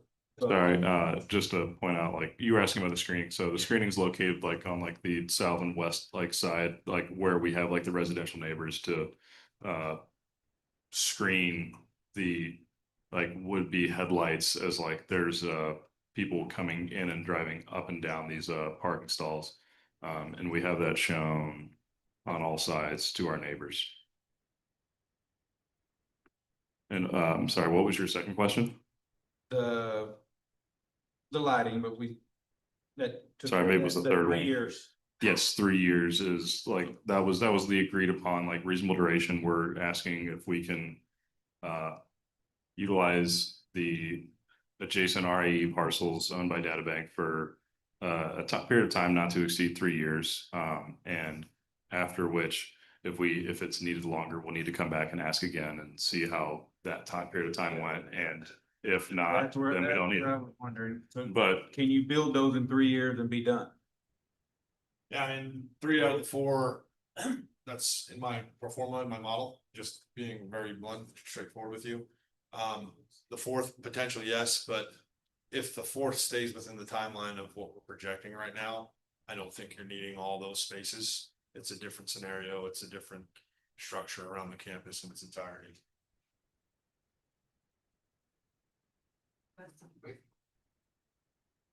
And Bachelor Road is not built yet, you said as part of this phase? So, zoom in That again. version of Bachelor Road yet is not there?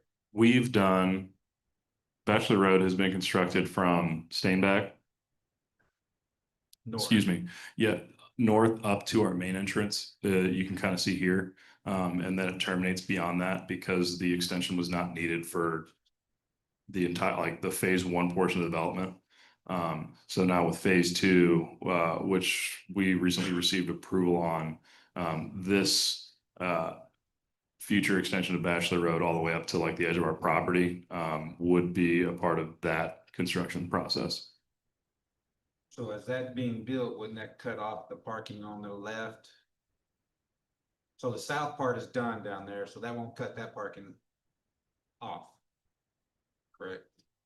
Because they'll have access, they can walk across it already. if there's no Yes, construction. the phasing of, excuse me again, the phasing of Bachelor Road, like northward extended would be done intentionally such that to either like leave out portions of Bachelor Road to be poured after like that area is no longer needed, or like just kind of phase such that we're not gonna like damage it in the interim time. So can you, what are those, little buildings between 3, 4, 5, yeah, what are those black things that you just said? That's just right. These buildings? Yes. Those were location of construction trailers at the time when we did this, which could have moved, but these are the construction trailers that are on our property because we are not allowed to put construction trailers on the RAE property. On the RAE, yes, the residential parcels to the west. We have to keep all of our construction trailers on the data bank campus parcel proper. Yeah, so are those are existing? That's a current as-built, like today's current conditions, yeah, and to the point earlier. There is some moving of those when we get another subcontractor where we have to consolidate. Right. So Trailer Cities move more towards the north for Loop 9. But what you drew on the property was at the time of submission, the current footprint of where those construction trailers laid out. One last question, what goes to the east of the substation?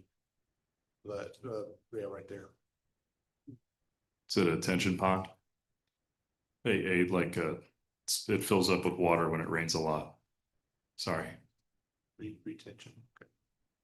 Detention. Detention. There's a technical difference. It's a dry pond. It's dry like all the time until it rains and then it gets wet. It's wet right now. Yes. It looks like there's some erosion going on with that currently. There was, East, is that an outfall piece I see? we've talked to the farmer next door and addressed that with him. And we're looking to kind of build that up for him a little more than we had in the plans.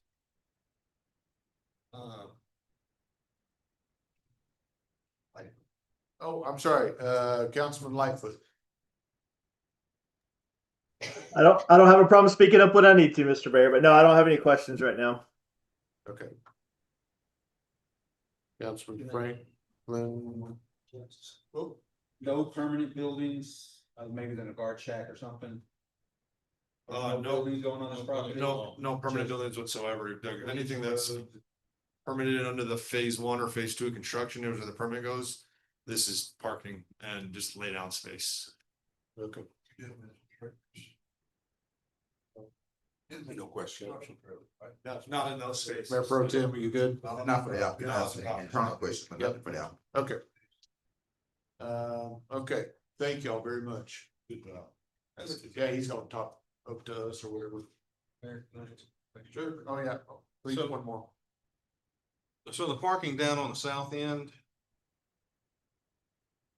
That looks to me like, I mean, we already have a problem currently with trucks coming down Steinbach already.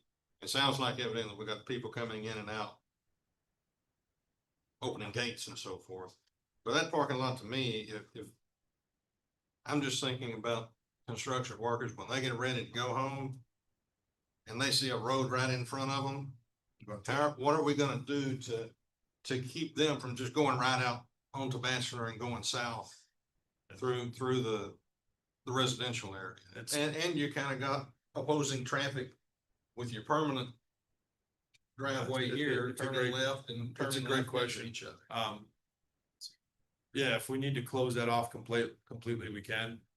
Obviously, 2 project managers on my staff are here today. We've talked about this with the contractors. The fact that this gentleman told me that there was 30 cars exiting today, that's again, a big point of contention for me.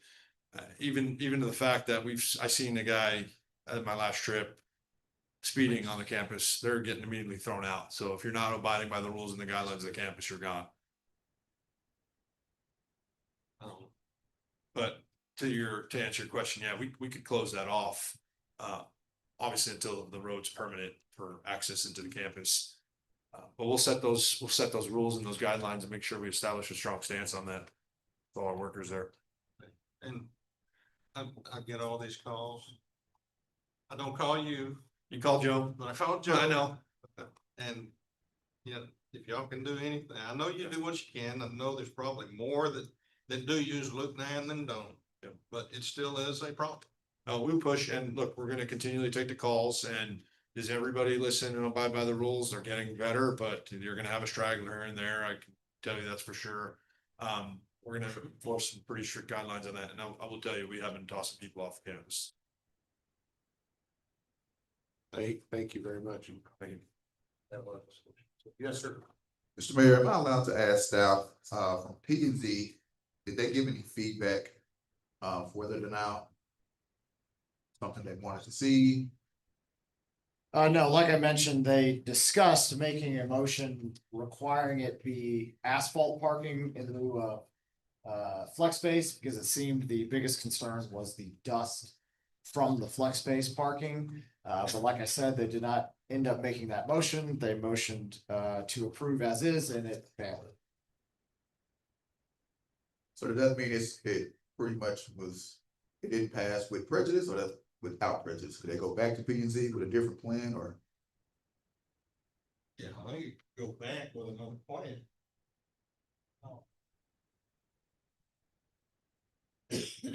So What's the question again?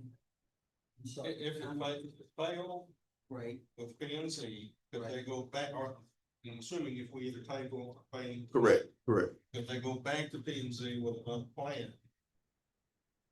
And have it approved, they come up with a better On plan. their property, they can have it rezoned any way they want. This is their application, so we deny it, they could file.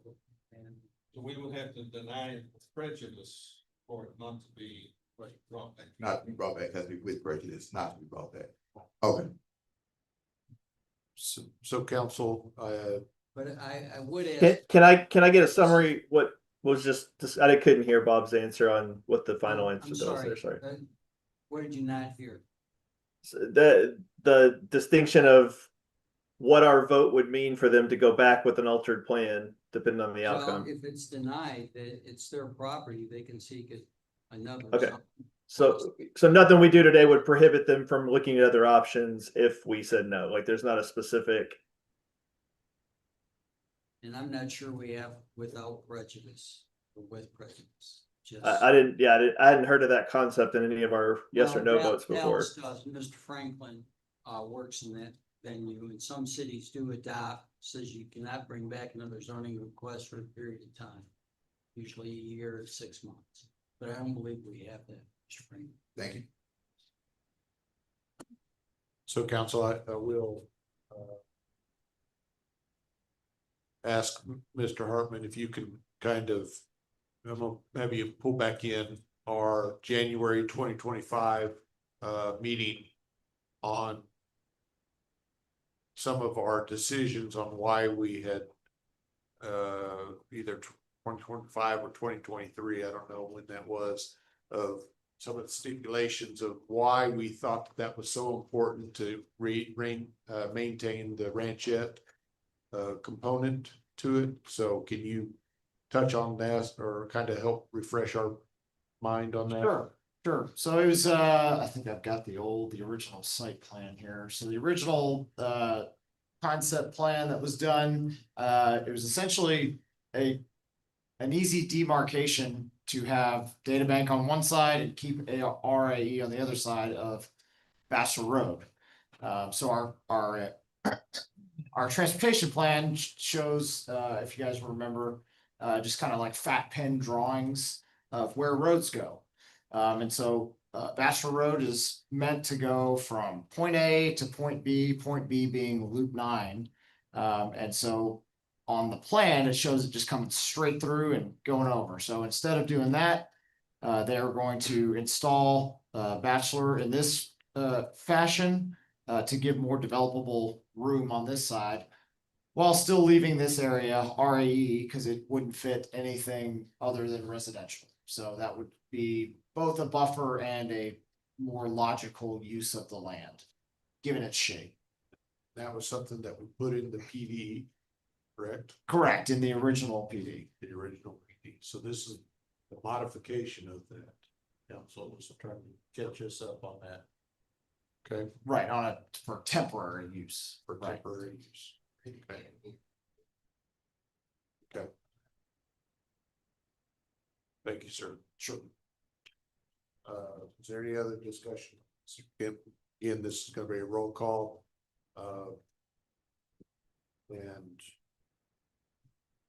Mayor, if I might, one of the things that, especially when we have supermajority requirements, which is 4 out of 5, so all 4 of you would have to vote for this. I would ask that you would make a motion in the affirmative to approve with a second, and if it does not receive 3 more than, or if it doesn't receive 4 votes, it fails. So it's just easier to keep track of, I know. And just for the public, just because I make a motion to approve something doesn't mean I'm in favor of it. It just brings the item to the floor for it to be voted on, so you understand. Sir, thank you. A point of order also, Bob, if I could, maybe a point of order is not the right word here. A question of procedure. After the vote, can we still discuss this item further? No, because the item's over with. So it's concluded. Can you speak louder? No, I can only speak as my voice. I can't yell. The question that has been asked is if they could discuss it after the vote, and the answer is no, because the item's concluded on the agenda. All right, then I'll ask this question then, just to be sure I understood, just since I am remote today. If this is voted down, we don't get the supermajority. It does not prohibit immediate resubmission of alternate plans by the property owner for other options back to P&Z. Is that the process that would happen? It would go back to P&Z for another review? In order to get another zoning change on this piece of property, they would have to resubmit another request for zoning. But they're not time limited to do that. They could do that immediately. Yes. Okay. Then Mr. Mayor, I'm ready for the vote. I'll make the motion. I just want to make the comment. I don't think that this is in the spirit of the agreement that we made with the homeowners in that area in terms of the green space screening. And although I am normally in favor of small short-term concessions for development changes, I think 3 years goes beyond the scope of what I would expect to be a temporary, or what me as a reasonable homeowner in that area would be as a temporary adjustment or a temporary concession. So without stating what my vote will be, which I know is inappropriate, I would say that I would be more in favor or more supportive of an alternate plan that either has a much smaller footprint or limits the area, especially that largest area that is, closest to the most houses or the most actual dwellings in a future submission or an alternative submission. I don't think that taking up all of that buffer space that we agreed would be part of the project, even what might be considered temporary in terms of a long development, that doesn't feel very temporary, to a user in that area, to a homeowner in that area. Okay. So All right, so we can go to vote, and again, this is gonna be a roll call vote. I will consider a motion to approve ordinance number 26-16.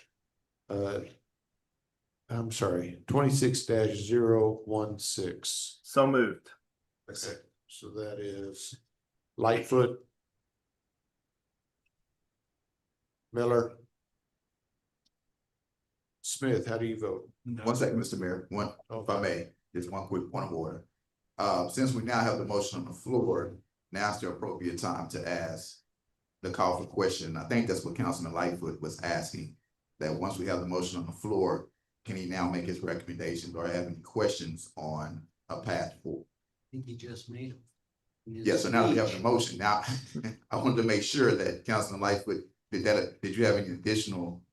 No, I tried to be sneaky with it to be sure I wasn't doing anything inappropriate, but really what I'm trying to say is I want to encourage, if this doesn't pass, an alternate plan that is less impactful than this to those homeowners based on the agreements that we made with this buffer space. This buffer space was put in place, for not just for practical purposes, in terms of the development, but as an agreement with those homeowners when they came and talked to us about this development plan. So I want to be more respectful for that, for any type of consideration of an alteration. So thank you, Councilman Franklin. I appreciate that opportunity.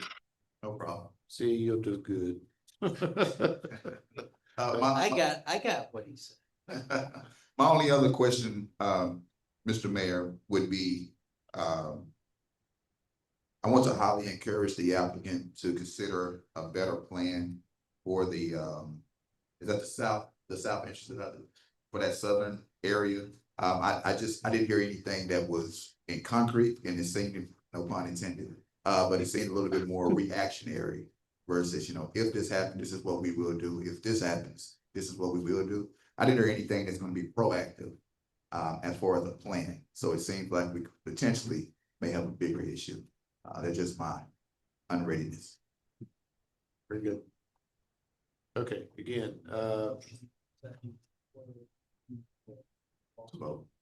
yeah. Sorry, Bob, I can't hear you there. If that was I'm for sorry, all I of was us. just telling the mayor that you have a motion and a second on the floor. He needs to take the votes of council. Yes. Councilman Smith. Smith is no. Lightfoot. No. Miller. No. Franklin. No. All right, that's Now- 0.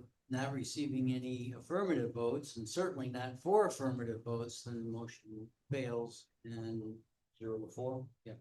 So it fails. Well, the motion fails, yes, but that's a denial, so that it's clear that they don't have the zoning for this parking lot and staging. Okay, what the legal has said, it's failed. Okay.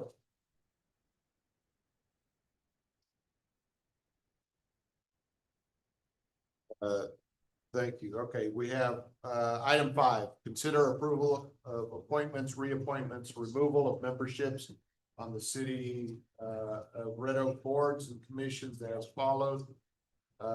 Economic Development Corporation. Okay.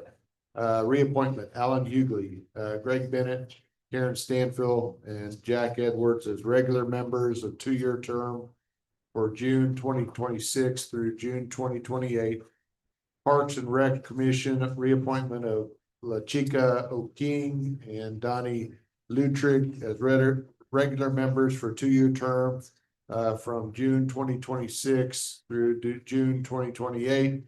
Planning and Zoning Commission appointment of Brian Bell as a regular member for a 2-year term of June 2026 to June 2028.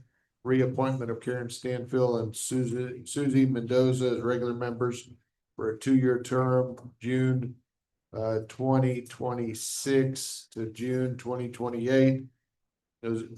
Zoning Board of Adjustments reappointment of William Drake and Ron Wilson as regular members for a 2-year term, June 2026 to June 2028. Library Advisory Board removal of Lauren Knight and regular as a regular member effective immediately. Entertain that, as read. So moved. Second. All right, that's Miller and Smith. Those in favor? Franklin, aye. Smith, I. Lightfoot, aye. All right, that's 4-0.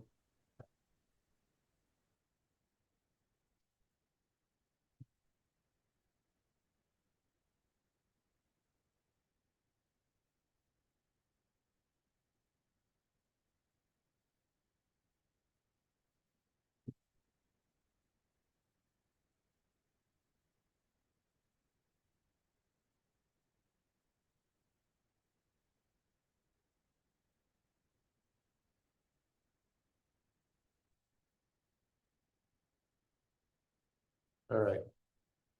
So that was accepted 4-0. Department reports. It's Beasley. Good evening, Mayor and Council. Just a couple highlights from this month's report. I did want to highlight that we have renewed our $1,000 sponsorship of the Red Oak ISD's Back to School Bash. That'll be happening the first Saturday in August. And then additionally, we have Red Oak White and Blue that is coming up on June 27th at Oaks Church. So we hope that you all will be able to come out to that. Rides, tons of food vendors. We've actually increased our number of food vendors this year. And we have brought back a live band that was very popular. It's the first time we had it out last year. It was very popular. So brought back a different band, but a live band again for this event. So I will take any other questions staff that you guys may have on this month's report. Thank you. Perfect. Thank you. Mr. Hartman, you want to do yours? Please. Hey guys, I didn't have anything to add to the report, just to point out that if y'all have seen the new Firestone going up, it's very close to ready, so hopefully we'll be reporting back next month that they've got their CO. Thanks. Thank you. Mr. McRoberts. Mayor, council, no major updates. We're in the throes of the budget process, so we'll be coming to you with our proposed budget in the coming month or so. I just wanted to make a quick note. We had another good month for sales tax, but I'd caution, I think Ovilla Road is still affecting some of our retail because this month was heavy on construction sales tax. So we're keeping an eye on that, and we'll have more details through the budget process. So. Do we have any proposed dates or planned dates for our workshops for budget? Right now, we're looking at July 8th as a tentative. I think that's a Wednesday, budget workshop 1. But again, that's a very preliminary meeting where we'll just kind of look at the initial capital and possibly a debt plan. But once we get our certified values on July 25th, we'll have a workshop after that, which would really kind of nail down that budget. Thank you. You're welcome. Monday's meeting. Is that finance? It is. So you want to speak to that? Or is that It's for just real? a special meeting to discuss the debt obligations for pension obligation bonds. Yeah. So it's a special meeting just to handle that item. Yeah, Tim, I don't know if you heard that. So Monday night. I didn't hear what date you said. So we have a special meeting this Monday, the 15th. Okay, yeah, I think Karen sent me that already in my email, and I think if that's Okay. the date y'all picked, that's probably the date I told her I was good. I don't have my calendar in front of me. Yeah, that's the one that's kind of under a deadline, but the budget meetings, they'll be forthcoming. Yep. Thank you. Thank you. Thank you. Last one, Chief Blanton. You can always make Chief Jones do that, huh? Right. Good evening, Mayor and Council. Show you some updates on the fire station. They've been working over there. That's progressing along good. A little slideshow there. They're working on the brick and stone as well as the mechanical, electrical, and plumbing. It's on pace. It's on track. It's within budget. We're looking really good on that. It's progressing along nicely. In addition, The apparatus committee at the end of April and beginning of May traveled to Wisconsin to do the final inspection on engine 182. And then the following week, which was the beginning of June, they did a pre-construction trip to start the build of truck 183, which will go to Station 3. Engine 182 has made it down to Cedar Hill to our dealership. And it's in the process of doing quality control as well as mounting any tools and equipment. So we're hoping to have it in service within the next 30 to 45 days. As far as truck 183, as y'all are aware, it's not going to be ready until end of the year, around December of this year. It's still on track to, right around the end of the year for us to take delivery of it, to put it in service. And like we said before, we're going to use a reserve engine for now, from the time the fire station opens until they take delivery of that new apparatus at the end of the year. So that's all I had, unless you have any questions or comments regarding the monthly report. I have one question, Chief. Hey, Yes, sir. asked this question on this day while you're transitioning, but my question is for those who are in the Harmony community that's concerned about the station coming, where we know there are some pluses, or not just some pluses, there's massive benefits for it coming. The question I have is there a goal to bring some education and assurance of how it's going to operate in the most respectable way to those who now have discovered that they were unaware that in the back of their yards were going to be a fire station? Is there a plan for community relations connection? Yeah, as we get closer, I anticipate that to occur, and I know our crews are very aware. They test the sirens and the lights and all that every morning. Obviously, they try to do that with respect to the neighbors, and try to limit that very minimal, or do it later in the morning, especially on Saturdays and Sundays when people are typically at home or sleeping in, that sort of thing. So yes, they will definitely be mindful of that, because our other two stations have residential right around it as well. So Kind of to that point, if I may, I actually live right next to the fire station on Methodist, and I think they do a good job of kind of silencing the sirens until they get kind of a little bit further out. So I can attest that they do a great job. Yes. Thank you, sir. Yes, sir. That's it.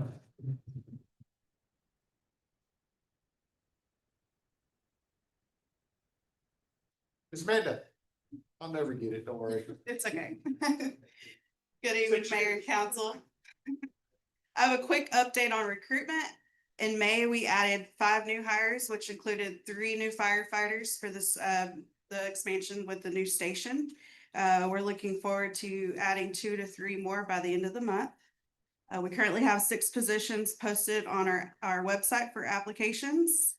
In May, we issued an RFP for our life, AD&D, and long-term disability benefits. We did not have to go out for medical. We'll be reviewing those responses at the end of the month as we kick off the budget workshops. And I would also like to recognize Abigail Maldonado, our HR coordinator. Last month, she completed the TMHRA state certification program.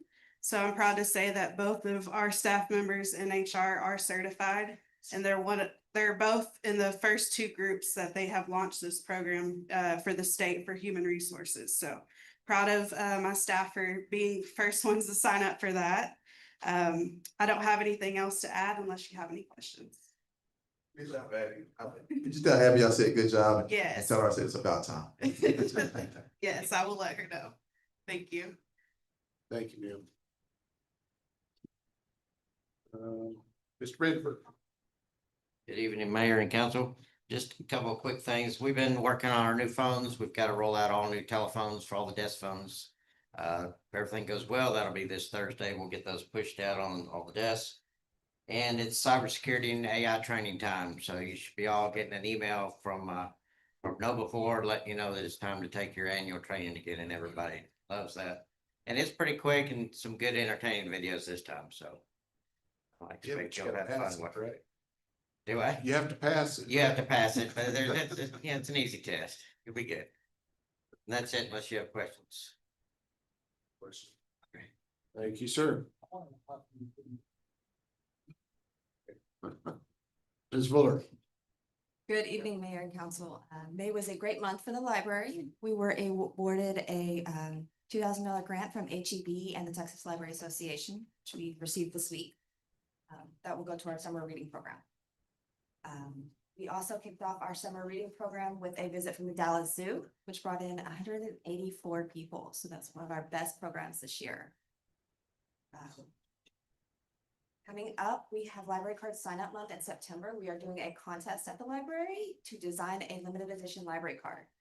The library does print our own library cards now, so we are going to do a contest and let the patrons choose the library card for library card sign up month. That's all I have. If you guys have any questions. Thank you. Cool, thank you. Okay. Good evening, Mayor and Council again. I'll do some updates for Mr. Cooper. He's out this evening. Lots going on over at Pearson Park. Obviously, we're working on the second splash pad in the city over there. Construction's well underway. Everything's on schedule, so we're hoping to have some good news in that in the near future as far as opening times. The pavilion was cleaned and power washed over there and repainted to go along with all the updates that are going on at Pearson Park, as well as a partnership with a little library. So there's a little library installed there at the park as well. And then you may have noticed we've been the host of the World Series of USSSA baseball. So lots of people in town, lots of baseball being played, and they have the championship games tomorrow. So, be happy to answer any questions if you have them. Yes, one question. I know recently we discussed the plan for the partnership with the YMCA potentially for the gym here. Are there any updates on that? Yes, sir. Actually, received an update a week or two ago. They're still interested in using our facility to host another location for their basketball and volleyball seasons. I think that their interest in operating the facility has changed. So we're going to be looking at that internally. We're going to be talking to the architect who's working with us on the plans and seeing, if there's some way we can work within that space to create, not only bring the gym up to the place it needs to be to house play, but also then address the restroom issues, because we can't open it the way it is with the current restroom configuration. Sure. Thank you for your attention to that. That's important. Yes, sir. Good. Yeah, Chief. Good evening, Mayor and Council. Just a couple updates on top of my monthly report. Just to give you an update on some community events we did last month. We were invited to Hickory Creek for an HOA meeting. So good communication with the HOA there. How the police department can service their needs better out there. Continuing to our once a month coffee with the cop. We're getting more interest with the public there, good dialogue there. We also took part in the Ellis County Peace Officer Memorial during National Police Week. Had a good showing out there. It was a good event. Some update on training. We got all department firearms issued to our officers. Went to the range, qualified all of our officers. I also sent my firearms instructors to an instructor development training. Marksmanship is a very diminishable skill, and if all you do is teach, you never get any time on the range yourself. I used to hate that as a firearms instructor myself, so it's good for those instructors to get some development training as well. Officer Serrano completed his annual K9 recertification with Bandit, so him and K9 Bandit are good to go for another year. And we had an officer go to a Guardian Texas Highways, which is a collaboration training between police departments and DA's office to better document and prosecute DWI and DUI offenses. And an update on recruiting. I have one officer that's in field training currently. I have 3 backgrounds being worked for lateral officers, and I have 6 entry-level officers their background being worked as well.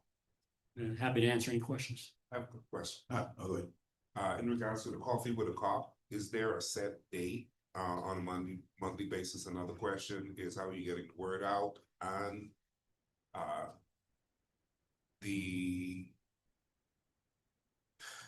I'll stick with those 2. So Lieutenant Meeks usually pushes that out. It's usually toward the end of the month, like the last Thursday or Friday of the month. And he puts it out on our social media pages. My question is, I know we had the license plate readers strategically placed throughout the city.